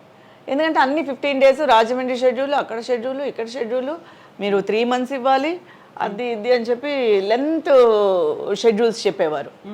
ఫ్యామిలీ సబ్జెక్ట్ అది, మొత్తం అందరూ ఉండాలి అని చెప్పి మనకి ఇక్కడ ఒక 4 రోజులు ఇవ్వడమే కష్టంగా ఉండేది. సో అలా టోటల్గా సినిమాలకి దూరం అయిపోయాను. ఒక విధంగా చెప్పాలంటే టోటల్గా సినిమాలే లేకుండా అయిపోయి. తెలుగు సినిమా లాస్ట్ ఏంటి మీరు చేసింది? ఊ కొడతారా ఉలికి పడతారా చేశాను, అంతే. మంచు మనోజ్ గారిది అంతే. తర్వాత లక్ష్మీ ప్రసన్న బంగారు రాజుని ఒక సినిమా చేశాను హీరోకి మదర్గా, అది లేటెస్ట్గానే చేశాను. అది మెయిన్ రోల్గానే చేశాను. ఆ తర్వాత అదే చెప్తున్నాను కదా, ఎప్పుడు ఏది అడిగినా లేదా. ఎందుకంటే 1 to 15 నేను ఆల్మోస్ట్ ఏవిఎంలో ఉండేదాన్ని. నేను ఏవిఎంలో 8 megas చేశాను. ఓకే, వెరీ ఫస్ట్ మూవీ కూడా ఏవిఎం నుంచే చేశారు మీరు? విజయకాంత్ గారు? అది ఏవిఎంది కాదు, అది వచ్చి వాళ్ళ ఓన్ ఫిల్మ్, విజయకాంత్ గారి ఓన్ ఫిల్మ్. వాళ్ళ పార్ట్నర్స్ ఇద్దరు ఉండేవారు వాళ్ళది. ఏవిఎంలో వచ్చి నేను ఒక స్త్రీ కథ ఫస్ట్ చేశాను సెకండ్ లీడ్గా. తర్వాత నుంచి మొత్తం అన్ని సీరియల్స్ నేనే హీరోయిన్ ఉండేదాన్ని. ఒక 5-6 megas చేశాను. లక్కీ చామ్ అందరూ ఏవిఎం ఆర్టిస్ట్ అని అనేవారు. సో ఇక్కడ మిగతా కంపెనీస్ కూడా చేయకపోవడానికి కూడా మెయిన్ కారణం ఒకటైతే ఒకటి వాళ్ళే ఇచ్చేసేవారు. ఒకటి ఫినిష్ అవ్వడం, ఒకటి పూజ, ఒకటి ఫినిష్ అవ్వడం, ఒకటి పూజ, అలా జరిగేది. అప్పుడు 15 days ఇక్కడ ఇచ్చేసేదాన్ని, 1 to 15th, 16 to 30 కేరళ ఇచ్చేసేదాన్ని. ఓకే. సో 2 megas అలా వెళ్ళిపోవడం వల్ల ఇంకెక్కడ, ఎప్పుడైనా షూటింగ్ లేకపోతేనే ఫ్రీ, కానీ ఆల్మోస్ట్ మీకు ఎప్పుడు ఫ్రీ ఉండేది కాదు. అలా తెలుగు సీరియల్స్ కూడా చేయట్లేదు ఇంకా. ఎందుకంటే తెలుగు కొన్ని రోజుల తర్వాత అక్కడికి షిఫ్ట్ అయిపోయింది. నేను అంతరంగాలు చేసేటప్పుడు ఇక్కడే షూట్, అంతరంగాలు ఇక్కడే, మేము చెన్నైలోనే చేసాం అంతరంగాలు. బాలాజీ వీళ్ళంతా అక్కడి నుంచి వచ్చేవారు, కిన్నెరా గారు, బాలాజీ హైదరాబాద్ నుంచి ఇక్కడికి వచ్చేవారు. నేను, శరత్ బాబు గారు, అశ్విని అందరు ఇక్కడే ఉండేవాళ్ళు, కల్పన గారు అందరు ఇక్కడే ఉండేవాళ్ళు, మేము నలుగురు ఇక్కడ ఉండేవాళ్ళం. సో ఇక్కడే జరిగేది షూట్. తర్వాత అనుబంధానికి అంతరంగాలు చూసి అనుబంధానికి నన్ను అక్కడ పిలిచారు కాబట్టి ఉషా కిరణ్ మూవీస్ వాళ్ళు అక్కడికి వెళ్ళేదాన్ని, ఈటీవీ నేను వెళ్ళాను. అన్వేషిత కూడా అలాగే, అన్వేషిత అనుబంధం అక్కడికే వెళ్ళాను. ఆ తర్వాత నేను హీరోయిన్ అయ్యి అప్పటి వరకే మామూలు సెకండ్ లీడ్ చేస్తూ ఉన్నదాన్ని, ఏవిఎం వాళ్ళు హీరోయిన్గా ఇచ్చారు. ఆ తర్వాత ఇంకా హీరోయిన్గా కంటిన్యూస్గా చేయడం వల్ల ఇక్కడే ఉండిపోయాను. ఆ తర్వాత మలయాళం ఎంట్రీ అవ్వడం వల్ల ఇక్కడ అసలు ఇంకా తెలుగుకి అక్కడ తర్వాత ఏంటంటే అంతా షిఫ్ట్ అయిపోయింది అక్కడికి, మన హైదరాబాద్ షిఫ్ట్ అయిపోయారు, చాలామంది ఆర్టిస్టులు షిఫ్ట్ అయిపోయారు. సో నేను షిఫ్ట్ అవ్వలేదు, నాకు ఇక్కడ బిజీగా ఉండడం వల్లేమో మరి నేను షిఫ్ట్ అవ్వలేదు. సో అప్పటి నుంచి తెలుగు చాలా తగ్గిపోయింది. ఆ తర్వాత స్ట్రైట్గా ఫస్ట్ టైం మదర్గా కెరటాల్ మంజులా నాయుడు గారిది. ఎప్పుడు విన్నానే కానీ చాలా హిట్, అది ఇది మంజులా నాయుడు గారికి మొగల్ రేకులు కానీ చక్రవాకం కానీ ఇలాంటివన్నీ అసలు చాలా హిట్ అన్నాను కానీ ఎప్పుడు సో చూడలేకపోయా. అంటే రెగ్యులర్గా చూడలేం కదా, టైమింగ్ మాకు 9 o'clock వదులుతారు నైట్, చూడలేకపోయాను. నువ్వు అక్కడి నుంచి ఫోను కెరటాలు వాళ్ళ సబ్జెక్టు అనగానే సరే మదర్ రోల్ అయినా పర్వాలేదని ఫస్ట్ టైం మదర్కి యాక్సెప్ట్ చేసింది అందులోనే, కెరటాల్లోనే. ఓకే. ఆ తర్వాత రక్త సంబంధం అని, భార్య అని, సో టోటల్గా మదర్గా వెంటనే మన అయితే ఏంటంటే మన తెలుగు వాళ్ళు ఎప్పుడూ నన్ను పిలుస్తూనే ఉన్నారు. సో దానికి నేను చాలా లక్కీ అనే చెప్పుకోవాలి. ఎప్పుడు కూడా నేను ఏదో చెన్నైలో ఉన్నానో నన్ను ఎప్పుడు వదిలేయలేదు, పక్కన పెట్టలేదు, నన్ను అడుగుతూనే ఉన్నారు, పిలుస్తూనే ఉన్నారు. నాకు వీలు కాలేదంటేనే పాపం ఇంకేం చేయలేక వదిలేసేవారు. సో తెలుగు ప్రేక్షకులకి చెల్లిగా పరిచయం అయ్యారు, ఆ తర్వాత మళ్ళీ రీఎంట్రీ తల్లిగా రావడం అనేది, సో క్వైట్ కాంట్రాస్ట్ రోల్స్ అనేవి అక్కడ కనిపిస్తూ ఉంటాయి కదా. చెల్లిగా అయిన తర్వాత హీరోయిన్గా చేశాను జానకి, నా ఫస్ట్ సీరియల్ జెమినీలో జానకి అని, అదే ఫస్ట్ ఏవిఎం వాళ్ళు ఇచ్చింది నాకు సీరియల్. ఓకే. తెలుగు సీరియలే ఇచ్చారు ఫస్ట్ నాకు, తర్వాత తమిళ్కి, తర్వాత సేమ్ జానకి రీమేక్ చేశారు తమిళ్లో, నేనే చేశాను. ఆ తర్వాత ఒక 4 మెగాలు వచ్చి తమిళ్లో చేశాను. సో ఫస్ట్ సీరియల్ నేను హీరోయిన్గా తెలుగే, జానకి అని జెమినీలో వచ్చింది. సో ఒక ట్రెడిషనల్ ఆర్థోడాక్స్ ఫ్యామిలీ నుంచి వచ్చిన తర్వాత సినిమాలు అంటే ఫస్ట్ వచ్చినటువంటి రియాక్షన్ ఏంటి అసలు? ఫస్ట్ అందరికీ చాలామందికి మా వాళ్ళకి నచ్చలేదు. అవును, ఎందుకంటే అప్పుడు కొంచెం ఆర్థోడాక్స్గానే ఉండేవారు కాబట్టి కొంచెం చాలామందికి బయట ఎవరు చెప్పలేదు, కానీ చాలామందికి నచ్చేది కాదు, ఎలా ఉంటుందో ఏంటో అని. బట్ నా కెరియర్ బాగుండడం వల్ల అందరూ ఈరోజు హ్యాపీగా ఉన్నారు. మేబీ కెరియర్ కనుక సరిగా నేను డిజైన్ చేసుకోలేకపోతే నాకు అలా ఒకవేళ అమరకపోతే మేబీ కష్టపడేవారేమో. బట్ ఈరోజు అందరూ హ్యాపీ. సో ఆ టైంలో మీనా కుమారి ఇలా సినిమాల్లోకి వెళ్తోందంట, ఎందుకు ఎందుకు ఎందుకు అనే క్వశ్చనే వచ్చేది. ఎందుకంటే నేను బేసిక్గా మా నాన్నగారు CA, సో నేను అకౌంట్సే తీసుకున్నా ఇంటర్ ఫస్ట్ ఇయర్లో. అవ్వచ్చు కదా, చదువుకోవచ్చు కదా, ఇది వచ్చేసి ఒక స్టాండర్డ్ అయిన జాబ్ కాదు కదా, మన ఇంట్లో ఎవరు లేరు కదా. బట్ ఏంటంటే మా కజిన్ అప్పటికే సినిమాటోగ్రఫర్. ఓకే. సో తను అప్పటికే ఫిల్మ్ స్టార్ట్ చేసి జీన్స్ తనే చేసింది, సెకండ్ కెమెరా మొత్తం అశోక్ కుమార్ గారితో. సో జీన్స్ తను మొత్తం అన్ని దేశాలు చూసి వచ్చేసింది ఫస్ట్ సినిమాకే. సో అశోక్ కుమార్ గారు, సుహాసిని గారు ఆయన శిష్యురాలే, విజయలక్ష్మి బిఆర్ విజయలక్ష్మి ఆయన శిష్యురాలే, విజయశ్రీ గారు కూడా ఆయన శిష్యురాలే. సో తను ఉండే దానివల్ల కొంచెం ధైర్యం ఉండేది, అంటే మనం ఏం తెలియకుండా అడుగు పెట్టలేదు కదా. సో మన వరకు మనమై వెళ్ళి మనమై అడిగి మనమై అవకాశాల కోసం ఎదురు చూడలేదు. సో తనని అడగడము, తను ట్రై చేసిందంటే తను అంటే చేస్తుంది అని చెప్పిన తర్వాత అదే చెప్తాం కదా, హీరోయినే అని ఉంటే ఒకవేళ ఏమైనా నేను చాలా కష్టపడాల్సి ఉండిందేమో, అవకాశాల కోసం నేను వెతుక్కోవాలని, హీరోయినే చేస్తానని ఒకవేళ రూల్స్ ఏమైనా పెట్టుకొని ఉంటే మేబీ కష్టపడాల్సి ఉండొచ్చేమో. నేను ఆ రూల్స్ పెట్టుకోలేదు కాబట్టి నాకు హ్యాపీగా ఇలా జరిగిపోయింది. కజిన్ ఏమో తెర వెనుక ఉంటారు, క్రూ మెంబర్గా ఉంటారు, బట్ మీరు మాత్రం. కానీ మేమిద్దరం కలిసి ఒక 2 సినిమాలే చేసాం. తను కెమెరామెన్గా చేసిన 2 సినిమాలకి మాత్రమే నేను వర్క్ చేశాను అనమాట, నేను దాంట్లో చేశాను. మిగతా అంతా తను మామూలుగా మాట్లాడడం వరకే. అండ్ సినిమాలో చేసి వచ్చినటువంటి అమ్మాయి పెళ్ళి అంటే ఆలోచిస్తారు అనేది ఉంటుంది కదా. ఫస్ట్ ఆలోచనే ఉండేది, కానీ మా అత్తయ్య గారు అబ్బాయి వాళ్ళు ఫిక్స్ అయిపోయారు కాబట్టి ఫస్ట్ నుంచి నన్ను చిన్నప్పటి నుంచి అనుకున్నారా? అందుకని ఆ ప్రాబ్లం నేను ఫేస్ చేయలేదు. ముందే చిన్నప్పుడే డిసైడ్ అయిపోయింది. వాళ్ళు డిసైడ్ అయిపోయారు. ఓకే, మీకు ఆప్షన్ లేకుండా చేశారా? నాకు అసలు ఏ ఆప్షన్ ఇవ్వలేదు. సో నేను మొత్తం నా కెరియర్ మీద నేను కాన్సన్ట్రేట్ చేసుకున్నాను. సో పర్సనల్గా ఇలాంటి విషయాల మీద నేను ఎప్పుడు కాన్సన్ట్రేట్ చేయలేదు. అన్నీ నా ప్రమేయం లేకనే అన్నీ అయిపోయాయి. కాకుండా అప్పటికే మీరు ఈ గ్లామర్ ప్రపంచంలోకి వచ్చేసారు, ఎవరెవరు ఏంటి అనేది తెలుసు, ప్రతి ఒక్కటి తెలిసిన తర్వాత. అంతకుముందే నేను వాళ్ళకి ఒక కోడల కింద ఫిక్స్ అయిపోయాను కాబట్టి వాళ్ళలో ఒక మనిషి అయిపోయాను నేను. అవునా? యూజువల్ గా ఇక్కడికి బయటకు వచ్చి ఈ ప్రపంచాన్ని చూసిన తర్వాత లేదు సంబంధం కుదిరిచాము ఇలాగే చేసుకోవాలి. నేను చాలా మంచి కిడ్ యాక్చువల్గా. అమ్మ నాన్న చెప్పిన మాట పెద్దవాళ్ళు చెప్పింది యాజ్ వింటాను నేను. ఫస్ట్ నుంచి నాకు అది అలవాటు ఉంది. సో వాళ్ళు ఏం చెప్తే నా లైఫ్లో అలా జరిగిపోయింది. సో జరిగిపోయినవన్నీ నా మంచిగా జరిగాయి అనమాట. ఓకే, ఆ ఫ్యామిలీ హస్బెండ్ ఫ్యామిలీ వాళ్ళు చాలా అండర్స్టాండింగ్. వాళ్ళ అబ్బాయి కదా ఇప్పుడు ఎవరైతే నేను మ్యారేజ్ చేసుకున్నా వాళ్ళ చెల్లెలే సినిమాటోగ్రఫర్. ఓకే ఓకే, బాగా కలిసి వచ్చింది. అలాగే బాగా ఆ ఫ్యామిలీ ఫుల్ గా నన్ను ఫస్ట్ వాళ్ళు యాక్సెప్ట్ చేసిన తర్వాతే నేను ఈ ఫీల్డ్ లోకి వాళ్ళు నన్ను దించారు. పర్మిషన్ తీసుకున్నారు ఫస్ట్. తను కూడా మీ కజిన్ కూడా రికమెండ్ చేసి ఉంటుంది. సో వాళ్ళు నాకు ఎప్పుడు అసలు ఆ జోన్ నాకు ప్రాబ్లమే రాలేదు. ఓకే, అలా రానే లేదు. సో పెళ్ళైన తర్వాత కూడా షూటింగ్స్ అని వెళ్ళడం అంటే నాకు వాళ్ళే సపోర్ట్ చేసేవారు. మా మావయ్య గారు నాతో వచ్చేవారు, మా అత్తయ్య గారు నాతో వచ్చేవారు. ఓకే, సో నాకు మెయిన్ సపోర్ట్ వాళ్ళే. ఎందుకంటే మా అమ్మ నాన్నగారు ఆల్రెడీ చెప్పేశారు, మీ ఇష్టము, ఇంకా మీకు ఇచ్చేసాము, మీరు పెళ్లి చేసుకుంటున్నారు అనేసి. మీరేం చెప్పినా తను వింటుంది అంతే. సో వాళ్ళు ఎలా చెప్తే నేను అలా వినేదాన్ని. ఒకటి ఏంటంటే యాక్ట్ చేయడం వరకు మాత్రమే నాకు ఇండివిజువల్ ఇది ఉండేది. ఆ క్యారెక్టర్ ఏంటి, ఎలా యాక్ట్ చేయాలి, కాస్ట్యూమ్స్ ఏంటి, దీని మీద ఒక్కటే నాకు అవగాహన కావాలన్నమాట. మీ ఇంకా దేని గురించి నాకు అవసరం లేదనమాట ఇంట్లో. అలా ఉండేదాన్ని. హస్బెండ్ వచ్చేవాళ్ళ మరి? ఒక్కొక్కరు చాలా తర్వాత లేటర్. ఫస్ట్లో వచ్చేవారు కాదు. ఫస్ట్లో మావయ్య గారు ఎక్కువ వచ్చేవారు, అత్తయ్య గారు వచ్చేవారు, అమ్మ వచ్చేవారు అప్పుడప్పుడు. తర్వాత లేటర్. ఓకే, మీరు షూటింగ్ స్పాట్లో అక్కడ లొకేషన్లో ఉన్నప్పుడు మా మామగారు మా అత్తగారు అని చెప్తే ఎలా ఉండేది? అంటే అందరూ ఏమనుకునేవారంటే యాక్చువల్గా నాన్నగారు అలా, ఎందుకంటే అందరితో వాళ్ళే వస్తారు కదా. సో అలా అనుకునేవారు. నేను కూడా ఆ భయం ఉన్నిలే. సో ఎవరో అంటే ఆ భయం ఉండదు కదా, మనకి ఆ భయం ఉంటుంది. ఇప్పుడు అది నెసెసిటీ కాదు.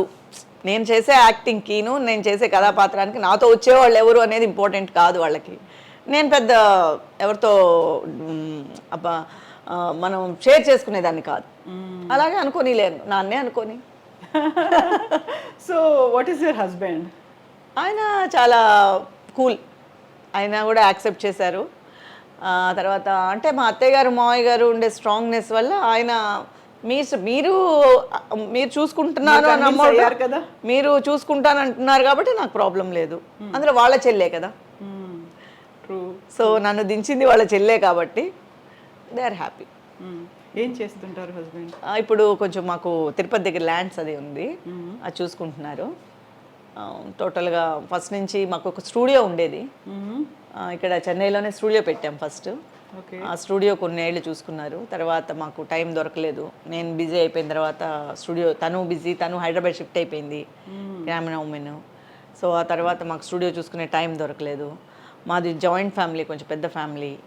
తర్వాత మాకు విలేజ్లో కొంచెం ల్యాండ్స్ అవి ఉండేవి, అక్కడ చూసుకోవాలి. మావయ్య గారు అత్తయ్య గారు హెల్త్లు కొంచెం మధ్యలో బాగాలేకుండా పోయినాయి, వాళ్ళని చూసుకోవాలి. సో మెనీ వర్క్స్ అన్నమాట. అవన్నీ చూసుకునేసరికి ఒక పని అనేది ఎవరి వల్ల ఇదయ్యేది కాదు.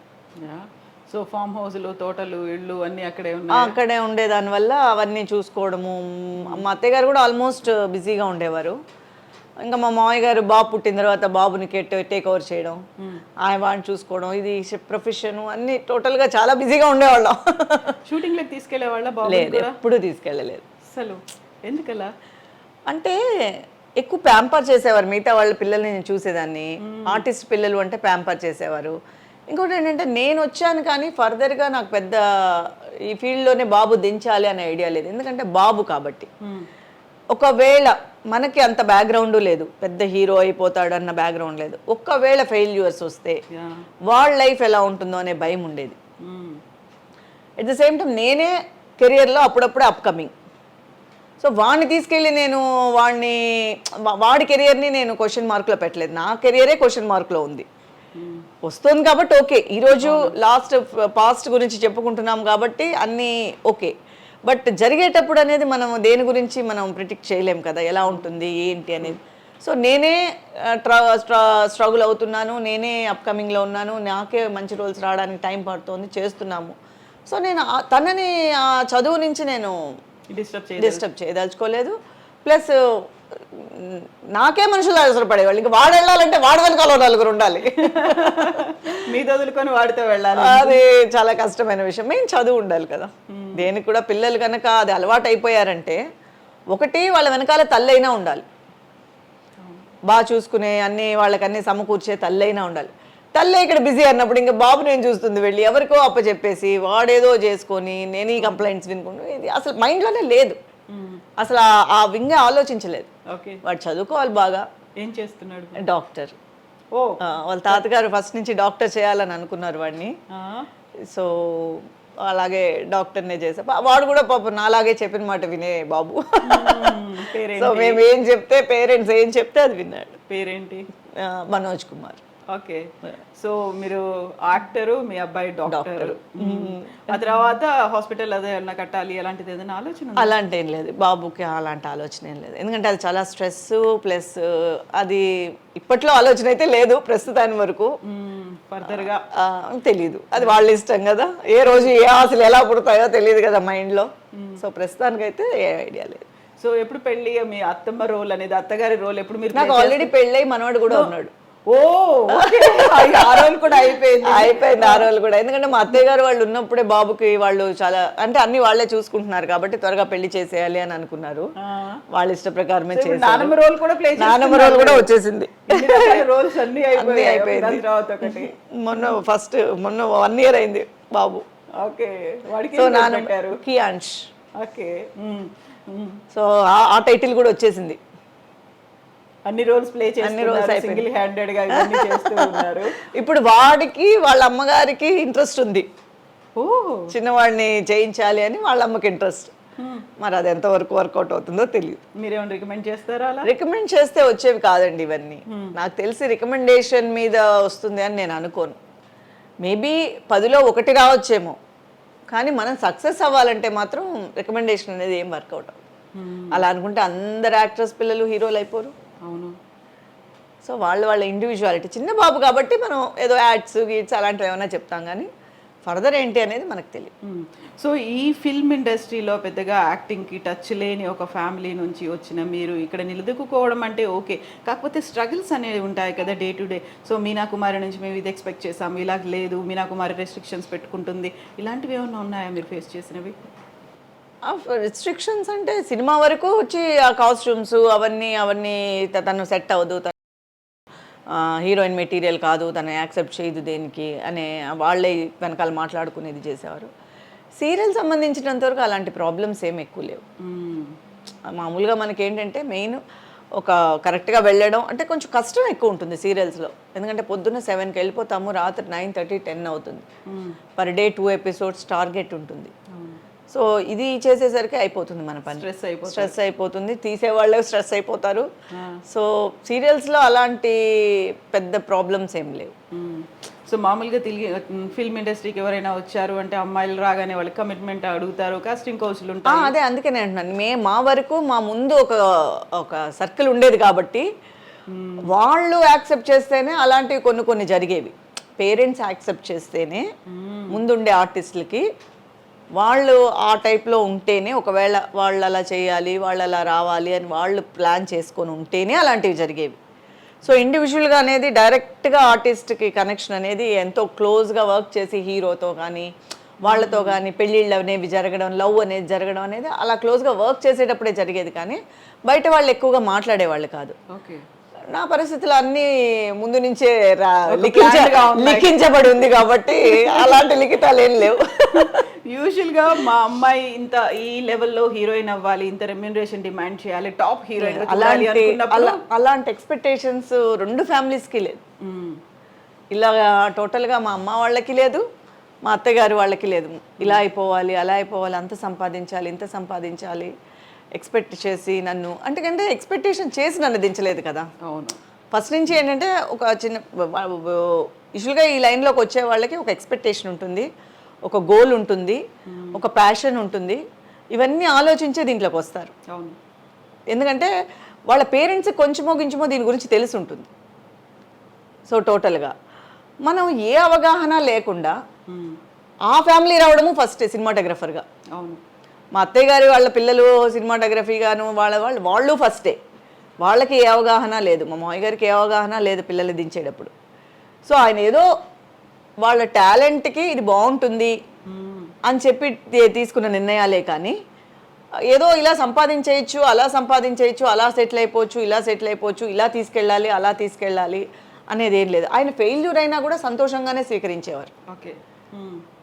బయట పో అన్నారంటే కూడా పోతే పోన్నాడు అంతే కదా, వీళ్ళు కాకపోతే ఇంకోళ్ళు పిలుస్తారు లేరా ఇంటికి రా, ఓకే, ఆ టైప్ ఆఫ్ మనుషులు. కానీ అయ్యో మనం ఏం చేస్తే దీంట్లో సక్సెస్ అవుతాము అనేది ఈ ఫీల్డ్ మీద అంత ఎక్స్పెక్టేషన్స్ అనేది లేదు. మా ఇంట్లో బేసిక్గానే ముందు నుంచి లేదు. సరే ఓకే ఏదో వెళ్తోందే కానీ సో టోటల్గా ఇది పెద్ద హీరోయిన్ అవ్వాలనేది ఎవరి మైండ్లో లేదు. కానీ ఈ సీరియల్స్ వల్ల హీరోయిన్ అయిపోవడం, సీరియల్స్ మంచి ఫస్ట్ టైం రావడం వల్ల మంచి మంచి కథలు రావడం, అందరి మనసులో ఆ కథాపాత్రాలు ఉండిపోవడం వల్ల మేము అలా ఒక వెలిగిపోయాం. సో యూజువల్గా ఈ ఫిల్మ్ ఇండస్ట్రీకి వచ్చిన వాళ్ళను కొత్తలో ఎక్స్ప్లాయిట్ చేస్తారు. అక్కడ ఉన్నటువంటి పిఆర్ కావచ్చు, ఆ టీమ్ కావచ్చు, మీరు చెప్పినట్టుగా కొంతమంది పేరెంట్స్ కావచ్చు. సో అలాంటివి చూసినప్పుడు ఏమనిపిస్తుంది మీకు? భయం వేస్తుంది. ఒక విధంగా చెప్పాలంటే అలాంటివన్నీ విన్నప్పుడో చూసినప్పుడో ఒక విధమైన షివరింగ్ లాగా, భయం లాగా అనిపిస్తుంది. అంటే ఇష్టం లేని పనిని ఎందుకు చేయాలి మనం? అది వాళ్ళు కోరుకొని చేస్తే అది వేరు. ఇప్పుడు ఎవరైనా ఇష్టపడి ప్రేమించి లవ్ చేసుకొని ఇది చేయడం చేస్తేనే ఇది నీకు కమిట్మెంట్ అడిస్తేనే, నువ్వు ఇలాగ ప్రవర్తిస్తేనే నీకు ఇది వస్తుంది, ఏదో నువ్వు యాక్ట్ చేస్తే చాక్లెట్ ఇస్తా అన్నట్టుగా అలాగా చెప్పేవాళ్ళు చూస్తే నాకు ఫస్ట్ ఆఫ్ ఆల్ అది చాలా రాంగ్ అనిపిస్తుంది. అంటే వాళ్ళ ఈక్వేషన్స్ వాళ్ళకు ఉండొచ్చు, బట్ ఇష్టం లేని పనిని చేయడం అనడం అనేది కష్టం. అదే కొంతమంది గోల్ ఉంటుంది, మేము ఎలాగైనా కూడా మేము పైకి రావాలి, అది వాళ్ళ పర్సనల్, వాళ్ళ ఇష్టం. అది అక్కడ మనం ఏమీ చెప్పలేం. కానీ ఫోర్స్ అనేది ఉంటుంది కదా, ఫోర్స్ అనేది మాత్రం చాలా వినడానికి కూడా చాలా భయంకరమైనది అది. అవును. చాలా మంది బయటకు వచ్చి మాట్లాడిన తర్వాత ఒక ఫిల్మ్ ఇండస్ట్రీ కూడా డివైడ్ అయినటువంటి పరిస్థితి ఉంటుంది. ఎంతమంది హెల్ప్ చేస్తారు, మాకు మా వాయిస్ వినిపిస్తే మమ్మల్ని టార్గెట్ చేసి పక్కన పెట్టేస్తారేమో. ఎందుకంటే ఎప్పుడు కూడా ఒక కాంపిటీషన్ ఉన్నప్పుడు చాలా మంది ఉంటారు. రాను మనకి ఇప్పుడు మేము చేసిన కథాపాత్రలో ఇదే ఒక హీరోయిన్గా కనుక కాంపిటీషన్ ఉండుంటే డెఫినెట్గా ఒక జెలస్ అనేది ఉంటుంది, ఒక ముందుకెళ్ళాలి. ఇప్పుడు మనం ఎంతో కష్టపడితే కానీ ఒక లెవెల్ వరకు వెళ్ళలేము, అది కాపాడుకోవడానికి మళ్ళీ దాన్ని ప్రయత్నించాలి. సో ఈ ట్రావెలింగ్లో చాలా కష్టాలు వస్తాయి మనకి. అప్పుడు ఏమవుతుందంటే ఏదో కష్టం, ఏదో అవసరానికి ఏదో చేసి ఉంటారు, తర్వాత దాని గురించి మోసపోయి ఉంటారు, దాని గురించి ఎవరితో చెప్పుకోవాలో తెలియక మీడియాతో చెప్పుకొని ఉండొచ్చు. కానీ అప్పుడు ఏం ప్రయోజనం అవన్నీ చెప్పుకొని?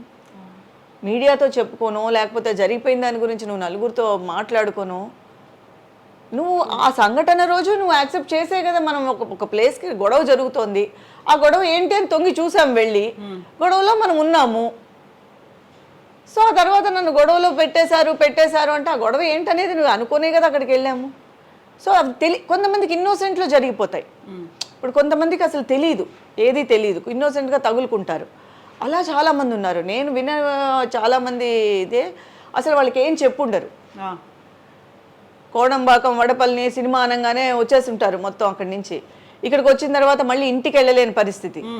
సో వాళ్ళు రాంగ్ గైడెన్స్లో పడిపోతారు. రాంగ్ గైడెన్స్లో పడి వాళ్ళు చెప్పింది వినాల్సిన పరిస్థితి వచ్చేస్తుంది.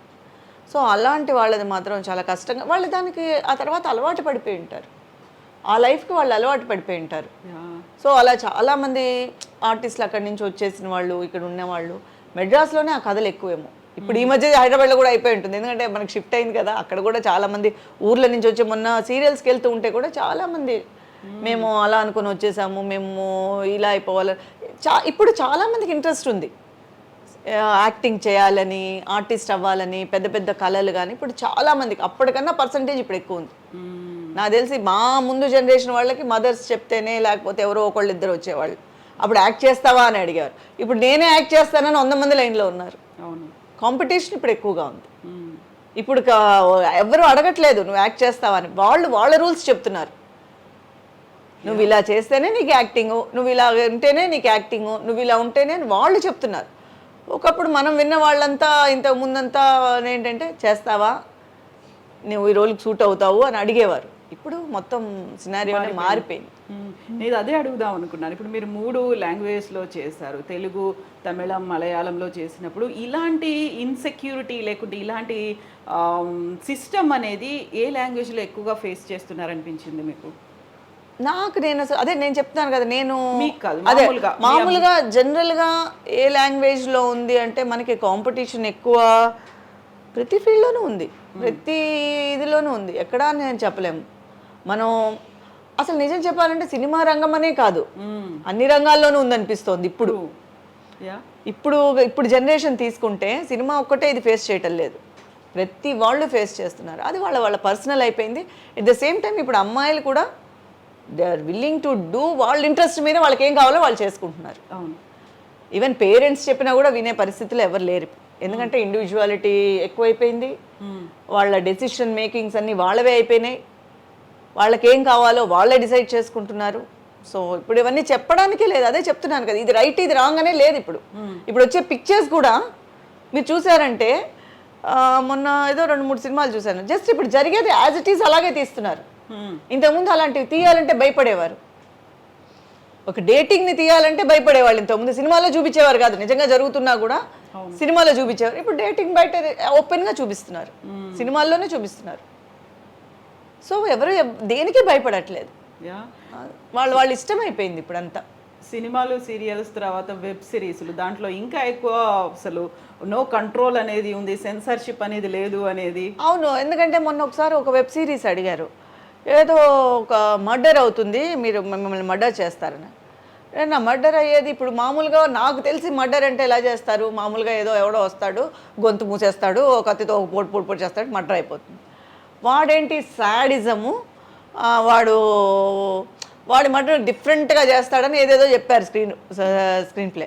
నేను దండం పెట్టాను, బాబు ఇప్పటివరకు ఏదో మంచి పేరు తెచ్చుకుంటున్నాను, ఇప్పుడు నేను ఇంత ఓపెన్గా ఇలా జరుగుతోంది లేదంటే ఇప్పుడు ఇది క్వైట్ కామన్ అన్నారు.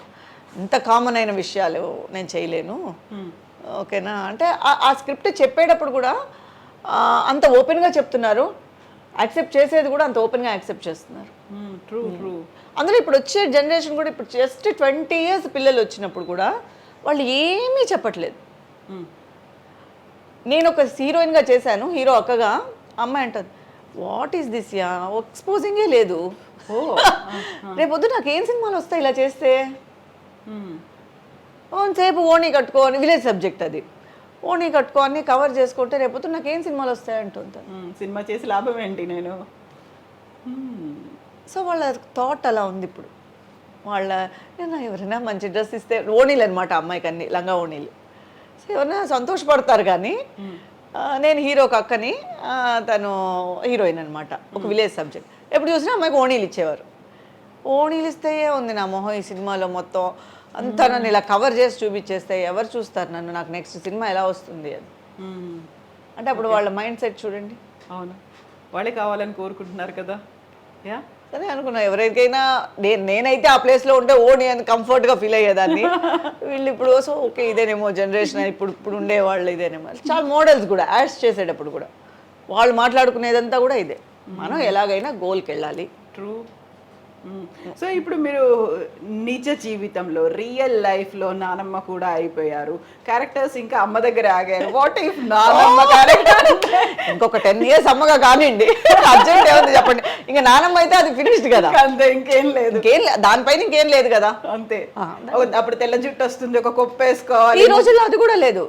మీరు విధి చూసారంటే నన్ను అసలు ఫస్ట్ అడిగారు, విధి Part 2కి యమున గారు చేశారు. ఓకే. అదే సో సుమన్ గారు అదే మామూలుగా ఈటీవీలో అడిగారు, మామూలుగా అమ్మమ్మ రోల్ సార్ మీ కంటికి నేను ఎలా కనిపిస్తున్నాను సార్, అంతరంగాల్లో ప్రియాంక రోల్ ఇచ్చిన మీరే ఇలా అప్పుడు అమ్మమ్మగా పిలవచ్చు. లేదమ్మా మీ ఇష్టం, మీరు ఎలా ఉండాలంటే అలా ఉండండి, అమ్మమ్మ అని కూడా పిలవరు మిమ్మల్ని. సార్ ప్లీజ్ సార్, నేను అసలు ఫస్ట్ యాక్సెప్ట్ చేయలేదు. తర్వాత సీరియల్ చూస్తే మీరే చూసుంటారు, యమున గారు కిన్నెర గారు ఇద్దరు చేశారు దాంట్లో. కిన్నెర గారు చేయలేదు, కిన్నెర గారి బదులు నన్ను అడిగారు మామూలుగా, అంటే పార్ట్ 2 తీయడానికి. ఇది యమున గారు నాని నాని అనే పిలిపించారు. ఆ హీరోయిన్స్ కన్నా ఈవిడే ఎంగగా రెడీ అయ్యేవారు. సో వాళ్ళకన్నా ఈవిడ ఎక్కువ రెడీ అయ్యేవారు, ఎంగనగా ఎక్కువ రెడీ అయ్యేవారు. ఎక్కడా తెల్ల జుట్టు లేదు. ఇప్పుడు అవన్నీ ఏం లేదు. ఇప్పుడు మీరు అమ్మైనా అమ్మమ్మైనా there is no grey hair, there is no కళ్ళజోడు. ఇంకా చెప్పాలంటే ఇప్పుడు నేను విల్లీ రోల్ చేయాలంటే భయపడుతున్నాను, మొత్తం నగలు వేసుకొని నుంచోవాలి. సో అమ్మో మొత్తం స్టెప్గా ఇప్పుడు ఎక్కువ నగలు వేసుకొని, లెన్స్ పెట్టుకొని, ల్యాషెస్ పెట్టుకొని, ఆ హైట్ వచ్చి జుట్టు హైట్ ఇంత హైట్ పెట్టేసుకొని, సో మొత్తం ఇప్పుడు మీరు ఎలా ఏం చేయలేదో, చిన్నప్పుడు ఎలా రెడీ అవ్వలేదో అవన్నీ ఇప్పుడు చేసుకోవచ్చు. మదర్ రోల్లో చేసుకోవచ్చు, నానమ్మ రోల్లో చేసుకోవచ్చు, అన్ని రోల్స్లో చేసుకోవచ్చు.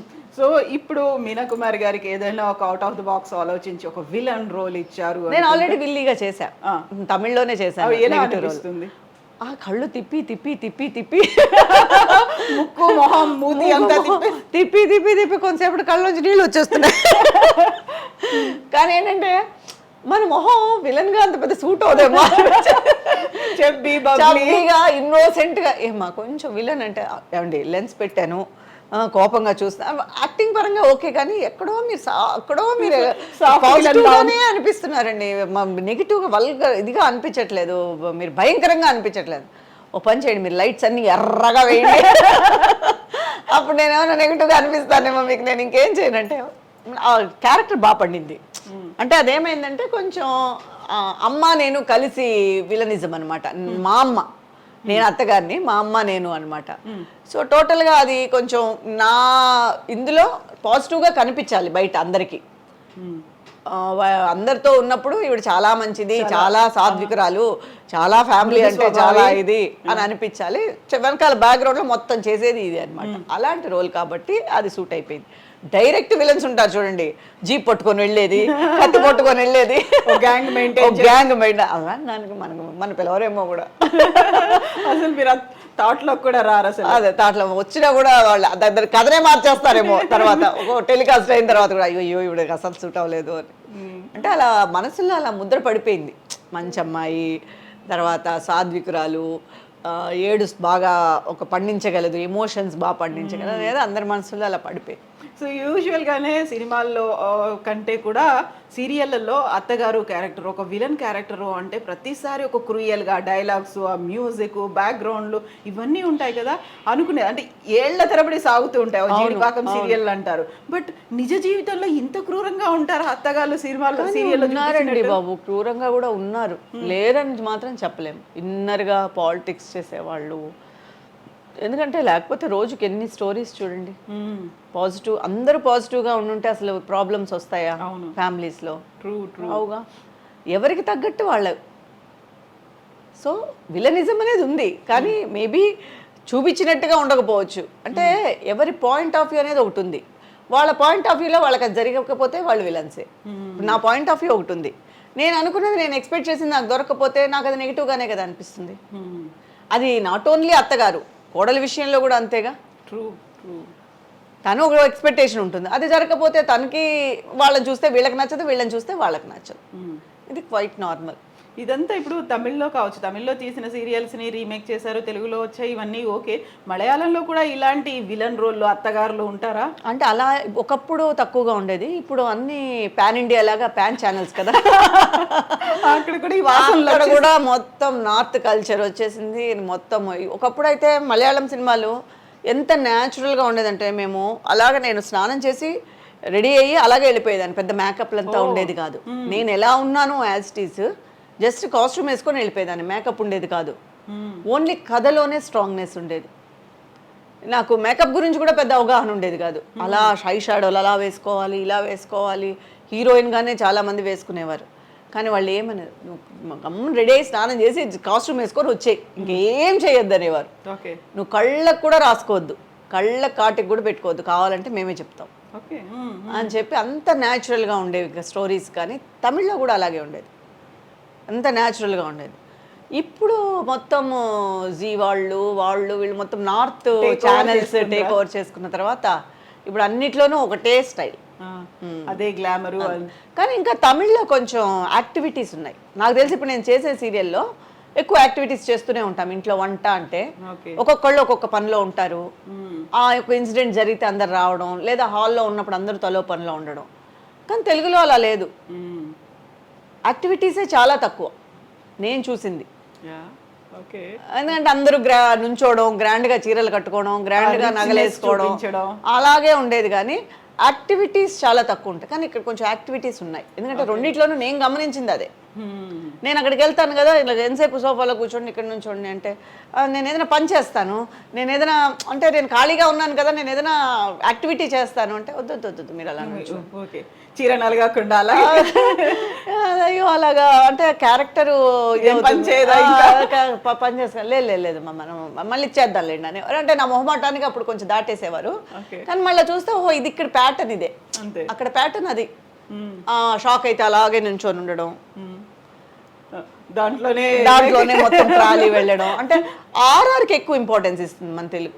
మామూలుగా ఆర్ఆర్కి ఎక్కువ ఇంపార్టెన్స్ ఇస్తే దాంట్లో క్యారెక్టర్ని నిలబెట్టాలని చూస్తారు, క్యారెక్టరైజేషన్ దాంట్లో తేవాలని చూస్తారు, మ్యూజిక్లోను, డ్రెస్సింగ్లోను, కథల డైలాగ్స్లోను. కానీ ఇక్కడ వచ్చే క్యారెక్టరైజేషన్ డైలాగ్స్లోనే ఎక్కువ, ఎక్స్ప్రెషన్స్ అనేవి డైలాగ్స్లో ఎక్కువ.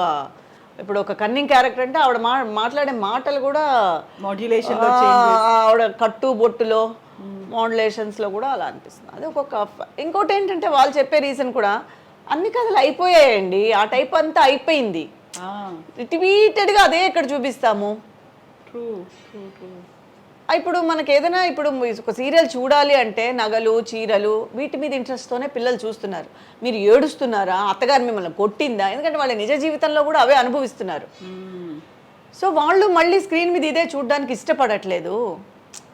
సో సంథింగ్ ఆ టైప్ ఆఫ్ స్టోరీస్ అన్నీ అయిపోయాయి. ఎందుకంటే 20 years అయిపోయింది సీరియల్ స్టార్ట్ అయ్యి, రాని స్టోరీ లేదు. బట్ ఇప్పుడు మేము ఇంకొంచెం కలర్ఫుల్గా చూపించాలంటే గ్రాండినెస్సే చూపించాలి అని వాళ్ళు రీజన్ చెప్పినప్పుడు అది కరెక్టేనేమో యాక్సెప్ట్ చేయాలంతే.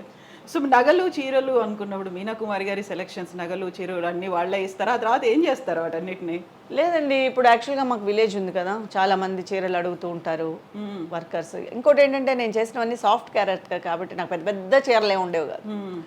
సిల్క్ చీరలు, ఇప్పుడు సిల్క్ మానేసాయి, ఇప్పుడు అంతా అమ్మరోల్ కాబట్టి కాటన్స్ అడుగుతున్నారు. సో కాటన్ కడుతున్నాము. ఎప్పుడైనా బయటకు వెళ్తే పర్సనల్ శారీస్ ఉంటాయి. సో మ్యాక్సిమం నాకు నగలు, చీరలు అనేవి చాలా తక్కువ. నేను చేసిన రోల్స్ అన్నీ సాధు రోల్స్ కాబట్టి ఏదో కొంచెం నల్లపూసలు, ఏదో చిన్న స్టడ్స్ అలాంటివి ఉండేది. కానీ ఇప్పుడు మనం అదే తెలుగుకి వెళ్ళినప్పుడు భార్య ఇవన్నీ చేసినప్పుడు ఫంక్షన్స్, మన ఛానల్ ఫంక్షన్స్ అలాంటి అన్నప్పుడు నాకు ఇస్తాము, అందరికీ ఇస్తూ ఉంటాము. చీరలు అయితే ఆల్మోస్ట్ పంచిపెట్టేస్తాం. ఏం చేస్తాం, ఇప్పుడంతా ఆన్లైన్లోనే 100 రూపాయలకి 5 చీరలు వస్తుంటే అలా అయిపోయింది కదా ఇప్పుడు టోటల్గా. ఇప్పుడు బట్టకు విలువ పోయింది. ఒకప్పుడు బట్టకి అనేది విలువ ఎక్కువ ఉండేది. ఇప్పుడు మీరు మంచిది ఇచ్చినా కూడా వాళ్ళు ఆన్లైన్లో, మా వంట మనిషి అంతేందుకు మా వంట మనిషి ఆన్లైన్లోనే బుక్ చేసుకుంటుంది. ఊర్లో మా ఫామ్ హౌస్లో మొత్తం మేము ఎలా అయితే మీషో, అమెజాన్ ఇలాంటివన్నిట్లో బుక్ చేస్తామో అది అలాగే బుక్ చేసుకుంటుంది. ఇంకా ఎక్కువ మాట్లాడితే ఇది బుక్ చేయండి అని అదే చూపించి మాకు పెడుతుంది. బిల్లు మాత్రం మీరు పెట్టండి, మీరు కట్టండి, నాకు ఇవి కావాలి అని. Okay okay. So sorry selection మీరే చేసుకుంటారా సీరియల్స్కి? వాళ్ళే చేస్తారు? లేదు, మా చాయిస్. అంటే క్యారెక్టర్ చెప్తారు కాబట్టి మా ఫిజిక్ ఏది బాగుంటుందో మేము సెలెక్ట్ చేసుకుంటేనే కరెక్ట్. కొన్ని వాళ్ళు ఇచ్చేవాళ్ళు శారీస్, అలాంటప్పుడు ఒక్కొక్కసారి ఏమనిపించేది అంటే వాళ్ళు ఇచ్చిన మెటీరియల్స్ మనకు సూట్ అవ్వదు. కొన్ని బాగుంటాయి, వాళ్ళు ఇచ్చి బాగుంటాయి కనుక వాళ్ళవి కంటిన్యూ చేస్తాము. ఒకవేళ బాగాలేదు అనిపించినప్పుడు మేము సెలెక్ట్ చేస్తాం. ఓకే. సో ఇప్పుడు మీనా కుమారి అనగానే మనకు ఫస్ట్ బాలీవుడ్లో మదర్ ఇండియా మీనా కుమారి, అక్కడి నుంచి ఆల్రెడీ ఒక హీరోయిన్ మీనా ఉన్నారు, మీరు ఉన్నారు, ఇంకొక నాకు ఈ మధ్య చాలా మీనా గారి కాల్స్ అన్ని నాకు వచ్చేస్తాయి. నాకు ఇప్పుడంతా మీనా గారా అండి అంటే, మీనా గారా అంటే హీరోయిన్ గారి గురించి చేశాను, ఆవిడగా చేస్తుంటారు. నేను మీకు పిక్ పంపిస్తాను, తర్వాత ఫోన్ చేయండి మీకు అని చెప్పేదాన్ని. నేను ఫస్ట్ పిక్ పంపిస్తాను మీకు. అప్పటి వరకు నేను ప్రొఫైల్ ఫోటో పెట్టలేదు. యూజువల్గా ప్రొఫైల్ ఫోటో పెడితే వాట్సాప్లో అన్నెసెసరీ కాల్స్ వస్తున్నాయి. అందుకని నేను ప్రొఫైల్ ఫోటో పెట్టలేదు. ఈ కాల్స్ చూసి నేనే ప్రొఫైల్ ఫోటో పెట్టేశాను. సో వాళ్ళు కొంచెం ఐడెంటిఫై చేసుకోవడానికి ఈజీగా ఉంటుంది కదా మాట్లాడుతున్నాము. నాకు ఆల్మోస్ట్ మీనా గారి గురించి 2 సినిమాలు రోల్స్ కూడా చెప్పేశారు. నేను రోల్ చెప్పినప్పుడే అనుకున్నాను ఏదో కొడుతోంది, ఎక్కడో తేడా కొడుతోంది నాకు, ఎక్కడో తేడా కొడుతోంది అనుకున్నాను. ఆ తర్వాత నేను అనుకున్నట్టే జరిగింది. సో మరి మిమ్మల్ని అక్కడ లొకేషన్ లో కావచ్చు ఏ పేరుతో పిలుస్తూ ఉంటారు? మీనా అనే పిలుస్తాను అంతే. సో మీనా అనగానే ఇప్పుడు తెలుగులో ఇంకో ఆ లొకేషన్ లో నేను ఒకదాన్నే కదా ఉంటాను. అంటే అన్ని మీనాలు ఒకే లొకేషన్ లో ఉండవుగా, ఉండరు. సో అక్కడ మీనా నేనే. సో తెలుగులో కూడా ఈవెన్ తెలుగులో కూడా మనకి సీరియల్ లో కూడా మీనా కుమారి ఇంకొకరు ఉన్నారు కదా. ఇంతమంది మీనాలు ఉన్నప్పుడు ఎవరు పేరు వాళ్ళకి కన్ఫ్యూజ్ అవుతుంది మేనేజర్స్ కి. నాకు ఇప్పుడు ఆ మీనాకు చేయబోయి కూడా నాకు చేస్తుంటారు. మరి నాకు చేయబోయే కాల్స్ వాళ్ళకి ఏమైనా వెళ్తాయో లేదో నాకు తెలియదు, కానీ అందరు మీనా కాల్స్ నాకు వస్తున్నాయి. ఓకే. సో యూజువల్ గా ఇదేదో ఒకసారి అన్నమయ్య సినిమాకు ఏదో అనుకుంటాను, కస్తూరి గారిని పెట్టాలి అనుకున్నప్పుడు రాఘవేంద్రరావు గారు ఒకరికి కాల్ చేయమంటే ఇంకెవరికో కాల్ చేశారు. వాళ్ళు వచ్చిన తర్వాత అరే నేను తనకు కాదు కదా వేరే వాళ్ళని అనుకున్నాను కదా అనుకుని వచ్చిన తర్వాత సర్లే కంటిన్యూ చేద్దామని చేసేసారనేది. అలాంటి ఇన్సిడెంట్స్ అలా రాలేదు, ఎందుకంటే నేనే ముందే క్లారిటీ ఇచ్చేస్తాను. వాళ్ళు చెప్పినప్పుడు నాకు కొంచెం మనకు పనిచేస్తుంది కదా, ఎక్కడో కొడుతుంది కదా తేడా. మీరు హైదరాబాద్లోనే ఉంటారు కదా అన్నప్పుడు మనం హైదరాబాద్లో ఉండము, మీరు ఎల్లుండి రాగలుగుతారా, ఆడిషన్ ఉంది. ఆడిషన్కి మనం ఎప్పుడు వెళ్ళింది లేదు, మన ఆడిషన్కి పిలుస్తున్నారంటే ఎక్కడో తేడా కొడుతుంది. లేదా ఎల్లుండి డబ్బింగ్ ఉంది వస్తారా, డబ్బింగ్ అసలు ఏం చేయనే లేదు, డబ్బింగ్ ఎందుకు పిలుస్తున్నారు వీళ్ళని. సో ఏదో చేసి ఉంటారు ఆవిడ, అందుకని డబ్బింగ్ పిలుస్తుంటారు. లేదండి మీరు కరెక్ట్గా నెంబర్ చూసుకోండి అని. ఓ సారీ మేడం పర్వాలేదులేండి. అందుకని ప్రొఫైల్ ఫోటో పెట్టేసా. గత కొన్ని నెలలుగానే పెట్టా ప్రొఫైల్ ఫోటో, సార్ చూసుకొని ఇలా చేస్తారు అని. ఈ ముగ్గురు మీనాలు ఎప్పుడైనా కలుసుకున్నారా మీరు? ఎప్పుడైనా షోస్లో కలుసుకోవడమే. మీనా అన్నప్పుడు చాలా తక్కువ. సో ఫన్నీ మూమెంట్స్ ఉంటాయి. అదే అనుకుంటాను. మీనా గారి రోల్స్ మనకు వచ్చేసినా కూడా పర్వాలేదు అనుకోవచ్చు, కానీ వాళ్ళు తప్పుగా అనుకోని పాపం మిస్గైడ్ అవ్వకూడదు కదా. ట్రూ. సో 2-3 స్టోరీలు, సినిమా స్టోరీల వరకు చెప్పేశారు నాకు. స్టోరీ చెప్పరే, ఫస్ట్ ఆఫ్ ఆల్ డేట్ ఉందా అని అడుగుతారు. సో స్టోరీకి వెళ్ళారు అంటేనే ఫస్ట్ మనం ఆలోచించాల్సిన విషయం. సో తర్వాత నేనే అన్నా పిక్ పంపిస్తాను, మళ్ళీ ఆయన ఓయో సో సారీ మ్యామ్ పర్వాలేదులేండి నాకు తెలుసు. నాకు తెలుసు మీరు నా కోసం కాల్ చేయలేదు. మిమ్మల్ని అప్రోచ్ అయ్యేవాళ్ళు డైరెక్ట్గా అప్రోచ్ అవుతారా? అంటే ఇంతకుముందు మా వాళ్ళని అప్రోచ్ అయ్యేవారు, ఇప్పుడు నన్నే అప్రోచ్ అవుతాను. ఇంతకుముందు అయితే నా దగ్గర ఉండేది కాదు ఫోన్. ఓకే. వాళ్ళే మాట్లాడేవారు. స్టోరీ విన్నప్పుడు మాత్రం నాకు ఇచ్చేవారు, క్యారెక్టరైజేషన్ గురించి, కాస్ట్యూమ్స్ గురించి, దాని గురించి. ఇప్పుడు ఇంకా అన్నీ నేనే. ఇంక ఇప్పుడు కూడా నమ్మకపోతే ఎలాగా, ఇన్నేళ్ల తర్వాత 25 years కంప్లీట్ అయిపోయాయి, వదలకపోతే ఎలాగా. సో ఆల్మోస్ట్ ఇప్పుడు అన్నీ నేనే చూసు. ఇంతకుముందు కూడా నాతో కూడా ఎవరో ఒకళ్ళు వచ్చేవారు. ఇప్పుడు నేను మలయాళం మానేసిన కారణం కూడా నాతో కూడా వచ్చేదానికి ఎవరు లేరని. లేకపోతే ఇప్పుడు కూడా నాకు మలయాళం ఆఫర్స్ ఉన్నాయి, రమ్మంటున్నారు. కానీ అంత దూరం వెళ్ళి ఇక్కడే ఉన్నప్పుడు, అప్పుడైతే కథలు బాగుండేది, హీరోయిన్ అన్నప్పుడు మనకి ఆ ఇంపాక్ట్, ఆ ఎనర్జీ లెవెల్స్ వేరేగా ఉండేవి అప్పుడు. ఇప్పుడు మనకి మదర్ అన్నప్పుడు అన్నిట్లోనూ మదర్ ఒకటిగానే ఉంటుంది. మదర్గా పెద్ద మీరు వ్యత్యాసం ఏం చూపించలేరు. హీరోయిన్గా అయితే డిఫరెంట్ మొగుళ్ళు వస్తారు, డిఫరెంట్ ఫ్యామిలీ ఉంటుంది, మీకు కొంచెం వేరియేషన్స్ ఉంటుంది క్యారెక్టరైజేషన్ చేయడానికి. మదర్గా ఏముంటుంది చెప్పండి. అవును. సో మ్యాక్సిమం పిల్లల్ని సపోర్ట్ చేయడమే. అవును. లేదా సఫర్ అవ్వడం, పిల్లలతో ఒకటి సఫర్ అవ్వడం, లేదా పిల్లలకి సపోర్ట్ చేయడం, ఈ రెండే మదర్ రోల్స్. హీరోయిన్గా అలా కాదు, తను కష్టపడిన విధానం, తను పైకి వచ్చిన విధానం, తను ఎవరికి ఏ ఇంట్లోకి వెళ్తుందని తనకి వేరే సో మెనీ సిచ్యువేషన్స్ ఏర్పడతాయి. ట్రూ. అందుకని అప్పుడు మనకి దూరంగా వెళ్ళి మంచి కథ చేయాలని అనిపిస్తుంది, ఎంత దూరమైనా పర్వాలేదు. మదర్ అన్నప్పుడు ఎక్కడైనా ఓకే, సరే ఓకే, ఇక్కడే మనకి ఫుల్ ఆఫర్స్ ఉన్నప్పుడు అంత దూరం. పైగా ఏంటంటే మలయాళం వెళ్ళి అక్కడ మనకి ఫుడ్ చాలా కష్టం. మలయాళం ఫుడ్ నేను ఎప్పుడు 10 ఏళ్ళు ఉన్నా కూడా నా ఫుడ్ నేను చేసుకొని తిన్నా. వాళ్ళ ఫుడ్ నేను ఎప్పుడు తినలేదు. బేసిక్గా నేను వెజిటేరియన్. సో వాళ్ళు అక్కడ పొద్దున్న లేచి నాన్ వెజ్ తింటారు, టిఫిన్కే వాళ్ళు నాన్ వెజ్ తింటారు. అవును. సో అక్కడ పొద్దున్న లేవగానే పరోటా, బీఫ్ అక్కడ మస్ట్గా ఉంటుంది. సో నేను అప్పుడైతే కుక్కరు, ఇల్లు, నాకు ఒక ఇల్లు ఇచ్చేవారు, నా వెనకాల మా అమ్మ వచ్చేవారు, లేకపోతే ఎవరో ఒకళ్ళు వచ్చి నాకు హోటల్ నుంచి నా ఫుడ్ అది చూసుకునేవారు. నాకు అంత ప్యాంపరింగ్ ఉండేది. సమయానికి తినమ్మా అనేదో ఫ్రూట్స్ ఇవ్వడము, జ్యూస్ ఇవ్వడము, లేకపోతే ఫుడ్ తెచ్చి ఆర్యాస్ అనేది ఉండేది వెజిటేరియన్ హోటల్, అక్కడి నుంచి. ఇవన్నీ ఇప్పుడు ప్రొడక్షన్ వాళ్ళు ఎందుకు చేస్తారు? అవును. సో ఇప్పుడు వాళ్ళని వెళ్ళి వాళ్ళనంత ఇబ్బంది పెట్టే కన్నా ఈ రోల్లో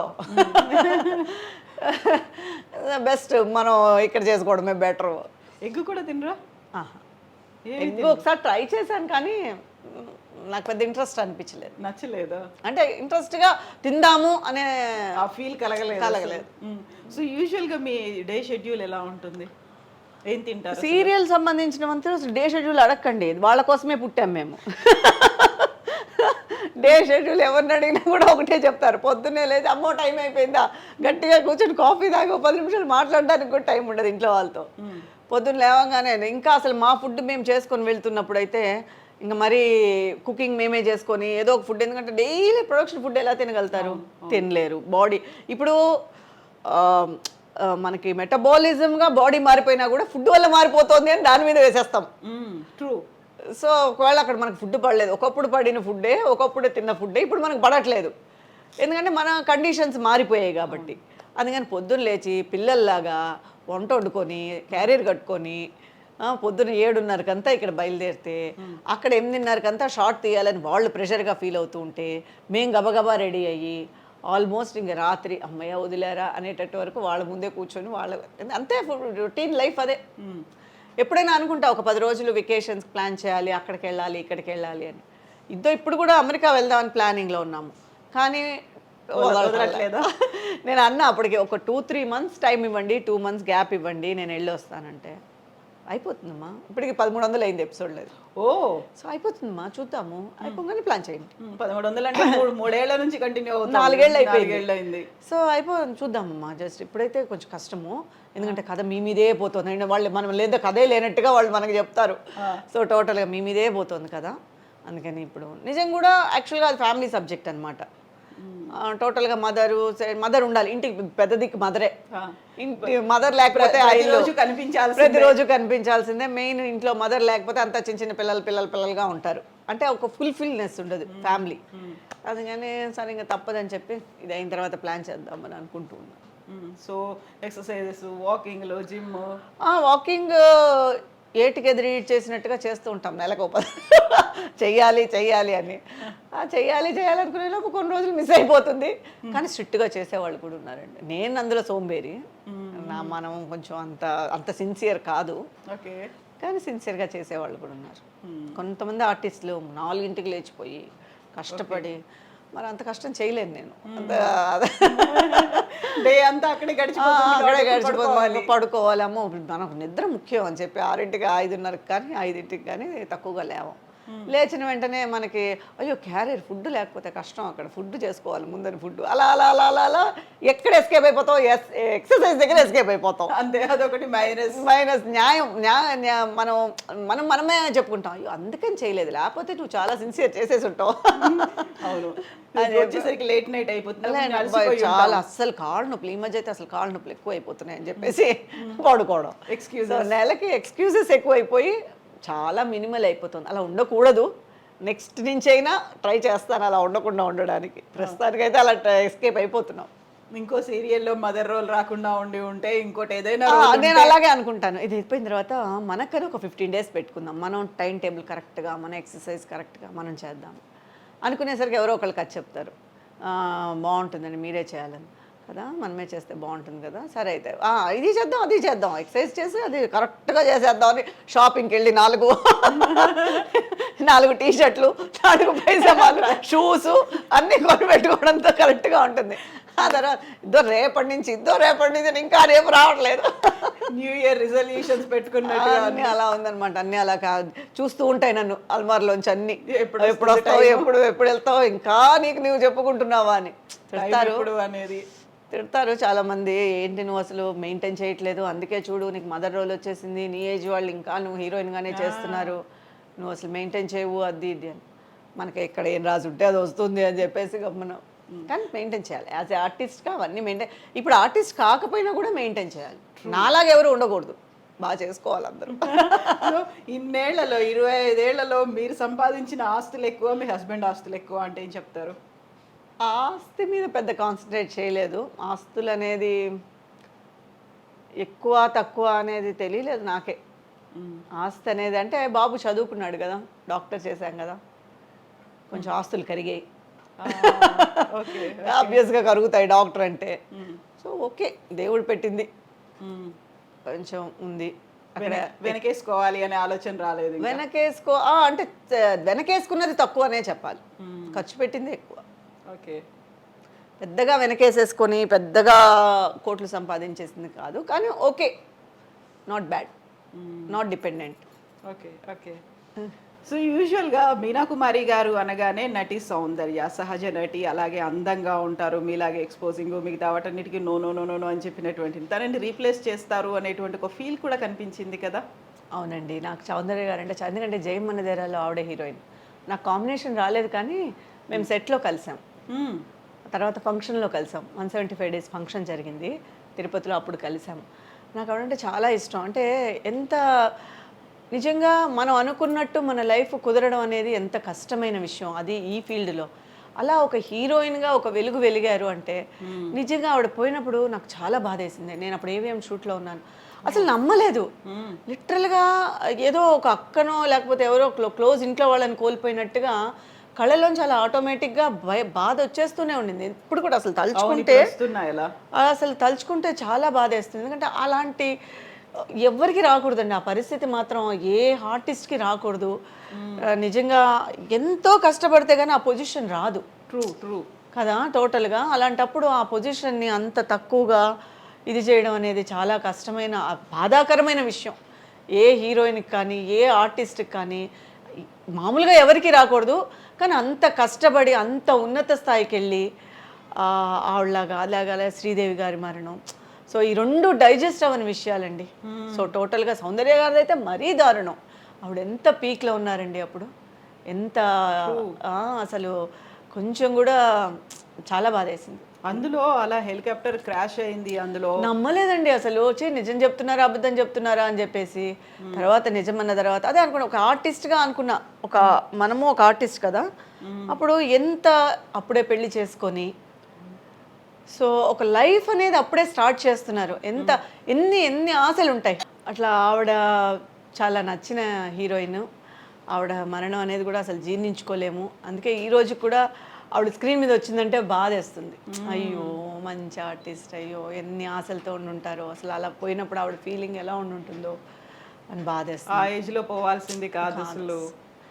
చాలా అసలు ఎంతో లక్కీ, ఎంత అదృష్టం ఉంటుందో అంత దురదృష్టం కూడా ఆవిడ అలా వెంటాడిందేమో అనిపిస్తుంది.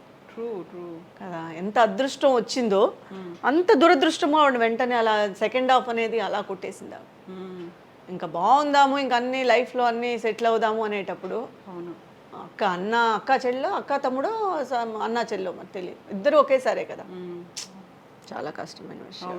సో మిమ్మల్ని కూడా అలా సౌందర్య లాగా అనుకునేవాళ్ళు కదా? అవునండి, ఫస్ట్ సావిత్రి గారితో కూడా నన్ను కంపేర్ చేసేవారు. నాకు చాలా ఆనందం వేసేది. నటన ఉందో లేదో నాకు తెలియదు, కానీ ఆ రోల్స్, ఫ్యామిలీ రోల్స్ నేను చేసేటప్పుడు కూడా చాలామంది నన్ను తమిళ్లో కూడా సావిత్రి గారితో కంపేర్ చేసి, నీకు అలాంటి రోల్స్ వస్తాయి, నువ్వు అంత బాగా చేసావంటే అలా ఉంటావు, నువ్వు అలా కొంచెం ఫిజిక్ కూడా నీది అలాగే ఉంటుంది, బొద్దుగా ఉంటారు అలా అనేవారు. తర్వాత సౌందర్య గారు కూడా అలాంటి రోల్స్ చేసేటప్పుడు డెఫినెట్గా అవన్నీ ఒక ప్లస్ పాయింట్సే కదా మనకి, మంచి ఒక పాజిటివ్ వైబ్స్.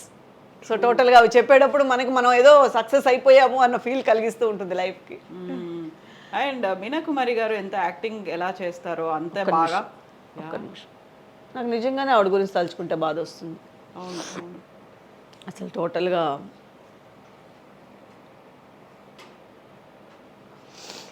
సారీ, ఇన్నేళ్ళు అయింది దూరం అయిపోయి, అయినప్పటికీ కూడా ఆల్మోస్ట్ ఒక 21 years అవుతున్నట్టుంది తను మనకు దూరం. అదే యాజ్ ఆర్టిస్ట్గా ఆలోచిస్తున్నప్పుడు ఏదో ఒక ప్రేక్షకురాలుగాను హీరోయిన్ గాను మరి నాకు తెలియదు, కానీ అది ఎందుకో చాలా ఎమోషన్ అయిపోతాం. అలా ఆ సిచ్యువేషన్ ఒక ఆర్టిస్ట్కి వచ్చింది అంటే. అలాగే సిల్క్ స్మిత గారు ఈ సూసైడ్ చేసుకుని అసలు ఎలా అనేదే పాపం అర్ధాంతరంగా దూరం అయిపోవడం అనేది జీర్ణించుకోలేకపోతాం చాలా మంది ఆర్టిస్టులు. ట్రూ. అలాంటప్పుడు ఈ ఫీల్డ్ మీద భయం వేస్తుంది. ఏంటి ఈ ఫీల్డ్ అలా ఎంత మనకి స్టార్డమ్ ఇస్తుందో అంతకంత కిందకి తోసేస్తుందామని. మనం అప్పుడు నార్మల్ లైఫ్ జీవించడం బెటర్ కదా దీనికన్నా, ఈ స్టార్డమ్ ఎందుకు, ఇలా కిందకు తోసేయడం ఎందుకు అని ఒక్కొక్కసారి చాలాసార్లు అనిపించింది కూడా. మనం ఎలా ఉంటాము, మన ఫ్యూచర్ ఎలా ఉంటుంది, ఏమవుతుంది అలా ఉండకూడదు. సరే చూద్దాము, ఎలా మనకి ఏది రాసిందో తెలియదు కదా అని అలాంటివన్నీ విన్నప్పుడు ఒకలాగా ఒళ్ళు గగురు పొడుస్తుంది. అయ్యో ఈ ఫీల్డ్ మీద భయం వేస్తుంది. ట్రూ బట్ మన చేతుల్లో ఏమీ లేదు, ఎలా రాసి పెట్టుందో అనేటువంటిది. అది నా లైఫ్ బట్టే నేను అర్థం చేసుకున్నా. సో మన చేతిలో అనేది ఏం లేదు, ఇట్స్ ఫేట్. నువ్వు రావాలని ఉంది, చేయాలని ఉంది, నీ లైఫ్ ఇందులో సెటిల్ అవ్వాలని ఉంది, నువ్వు నీ ట్రావెలింగ్ ఇలా జరగాలని ఉంది, జరిగింది. అలా ముందుకు వెళ్ళిపోవడమే ఇంకంతే. మీనా కుమారి గారు ఎంత బాగా యాక్టింగ్ చేస్తారో అంత బాగా వంట కూడా చేస్తారనేది. వంట అనేది అంత పెద్ద వంట అని కాదు, ఎందుకంటే అదే చెప్తున్నాను కదా, ఇప్పుడు మా ఫుడ్ మేము తీసుకెళ్ళడము, పెద్ద కుక్ కాకపోయినా ఓకే ఈటబుల్. నాకు ఇంట్లో వాళ్ళకి నేనే చేసి పెడతాను. మా ఇంట్లో మా అత్తయ్య గారు ఉన్నంత వరకు కుక్ ఉండేది ఈ మధ్య. సో ఎక్కువ నేను చేసుకున్నదే నేను ఇంట్రెస్ట్ చూపిస్తాను. ఎప్పుడు చేసి పెడతారు? మీరు ఎప్పుడు వస్తే అప్పుడు. ఓకే, మీరు ఎప్పుడు నెక్స్ట్ సెకండ్ సండే రండి, చేసేసుకుందాం. తప్పకుండా సెకండ్ సండే. కానీ నేను చేసిందే మీరు తినాలి. మీరు అడిగింది నేను మీరు ఎగ్ కూడా ఉండదంటే తర్వాత కానీ మీకు నచ్చుతుంది. చాలా మందికి అక్కడికి వెళ్తే ఒక ముక్క కూడా ఉండదు. పప్పు అన్నం ఓకే. మమ్మల్ని సీరియల్స్లోను సెట్లో నన్ను ఏడిపిస్తారు. పెరుగన్నం తినే నువ్వు ఇలా ఉంటావా, ఇంత బాగుంటావా, పెరుగన్నం తినే ఇలా. పెరుగన్నం ఏం కాదు, మిగతా కూడా తింటాను. ఓ పప్పు నెయ్యి తింటావేమో నువ్వు ఎక్కువ, అందుకే ఇలా ఉంటావు. ఎస్ మీనా కుమారి గారు, థ్యాంక్ యూ సో మచ్ అండి. ఎప్పుడు మీరు ఇలాగే నవ్వుతూ ఉండండి, అందరినీ అలరించండి, అమ్మగా ఆదరించండి, ఇలాగే కీప్ గోయింగ్. నేను చాలా ఓపెన్గా మాట్లాడాను. సంథింగ్ ప్రేక్షకులు కొన్ని నచ్చచ్చు, కొన్ని నచ్చకపోవచ్చు. So thank you so much. మీరు చాలా రోజులుగా మీ ఛానల్లో నేను మాట్లాడాలని అనుకుంటూ ఉన్నాను. ఈరోజు ఇలా కుదిరింది. నా కోసం ఇంత దూరం వచ్చి మీరు నన్ను ఐ డ్రీమ్స్ ప్రేక్షకులకి పరిచయం చేసి నా మనసులో ఉండేదంతా చెప్పి వాళ్ళతో నేను షేర్ చేసుకున్నందుకు నాకు చాలా హ్యాపీగా ఉంది. కుదరడం కూడా మీరు ఆ గ్యాప్ ఏదైతే ఉందో ఆ గ్యాప్ లో మాకు ఇచ్చారు షెడ్యూల్ పెట్టుకోమని, లేకపోతే రోజైతే కుదరదు ఇంకా. అంటే ఎందుకంటే మీరు కరెక్ట్ గా పాపం లొకేషన్కి వచ్చి కష్టపడతారేమో, వాళ్ళేమో వదలరు, ఇంత టైం దొరకదు, ఫ్లో ఉండదు. మనకి మనసులో చెప్పుకునేటప్పుడు ఒక ఫ్లో వచ్చింది అనుకోండి, మన బాధ కానీ మన సంతోషం కానీ అలా చెప్పేసుకుంటూ ఉంటాము. ఒక షార్ట్ షార్ట్ రెడీ అని అంటే మీకు కష్టంగా ఉంటుంది. సో సెకండ్ సండే అనేది చెన్నైలో మాకు ఫ్రీ టైం అనమాట. సో మ్యాక్సిమం షూటింగ్స్ ఉండవు. అలా చేయాలంటే వాళ్ళు డబుల్ బేటాలు ఇచ్చి చేయాలి. ఒక టెక్నీషియన్స్గా 1000 రూపాయలు ఇచ్చేది 2000 ఇచ్చి చేయాలి ఆ రోజు ఎమర్జెన్సీ అంటే. మ్యాక్సిమం సెకండ్ సండే ఉండదు. సో అందుకని మీతో మాకు టైం ఇచ్చారు, ఓపెన్గా మాట్లాడదాము, ఓపెన్గా ఉందాము అని. Thank you so much. Thank you so much. Thank you. Best wishes to you. Thank you.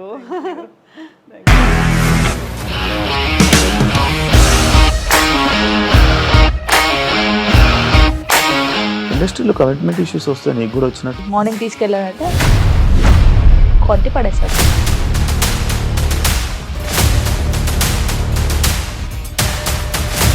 ఒక్కళ్ళు కూడా చూడలేదు ఈ సినిమా అని చెప్పడానికి కూడా చాలా ధైర్యం కావాలి. అది నిజం కదా, దాంట్లో ధైర్యం ఏంటి? ఇది నెక్స్ట్ డే ప్లేట్ మార్చేస్తే తప్పు కదా. As of now we are comfortable this అని నేను అనుకుంటున్నాను. రష్మిక గారిది మీది ఒకే ఊరంట కదా?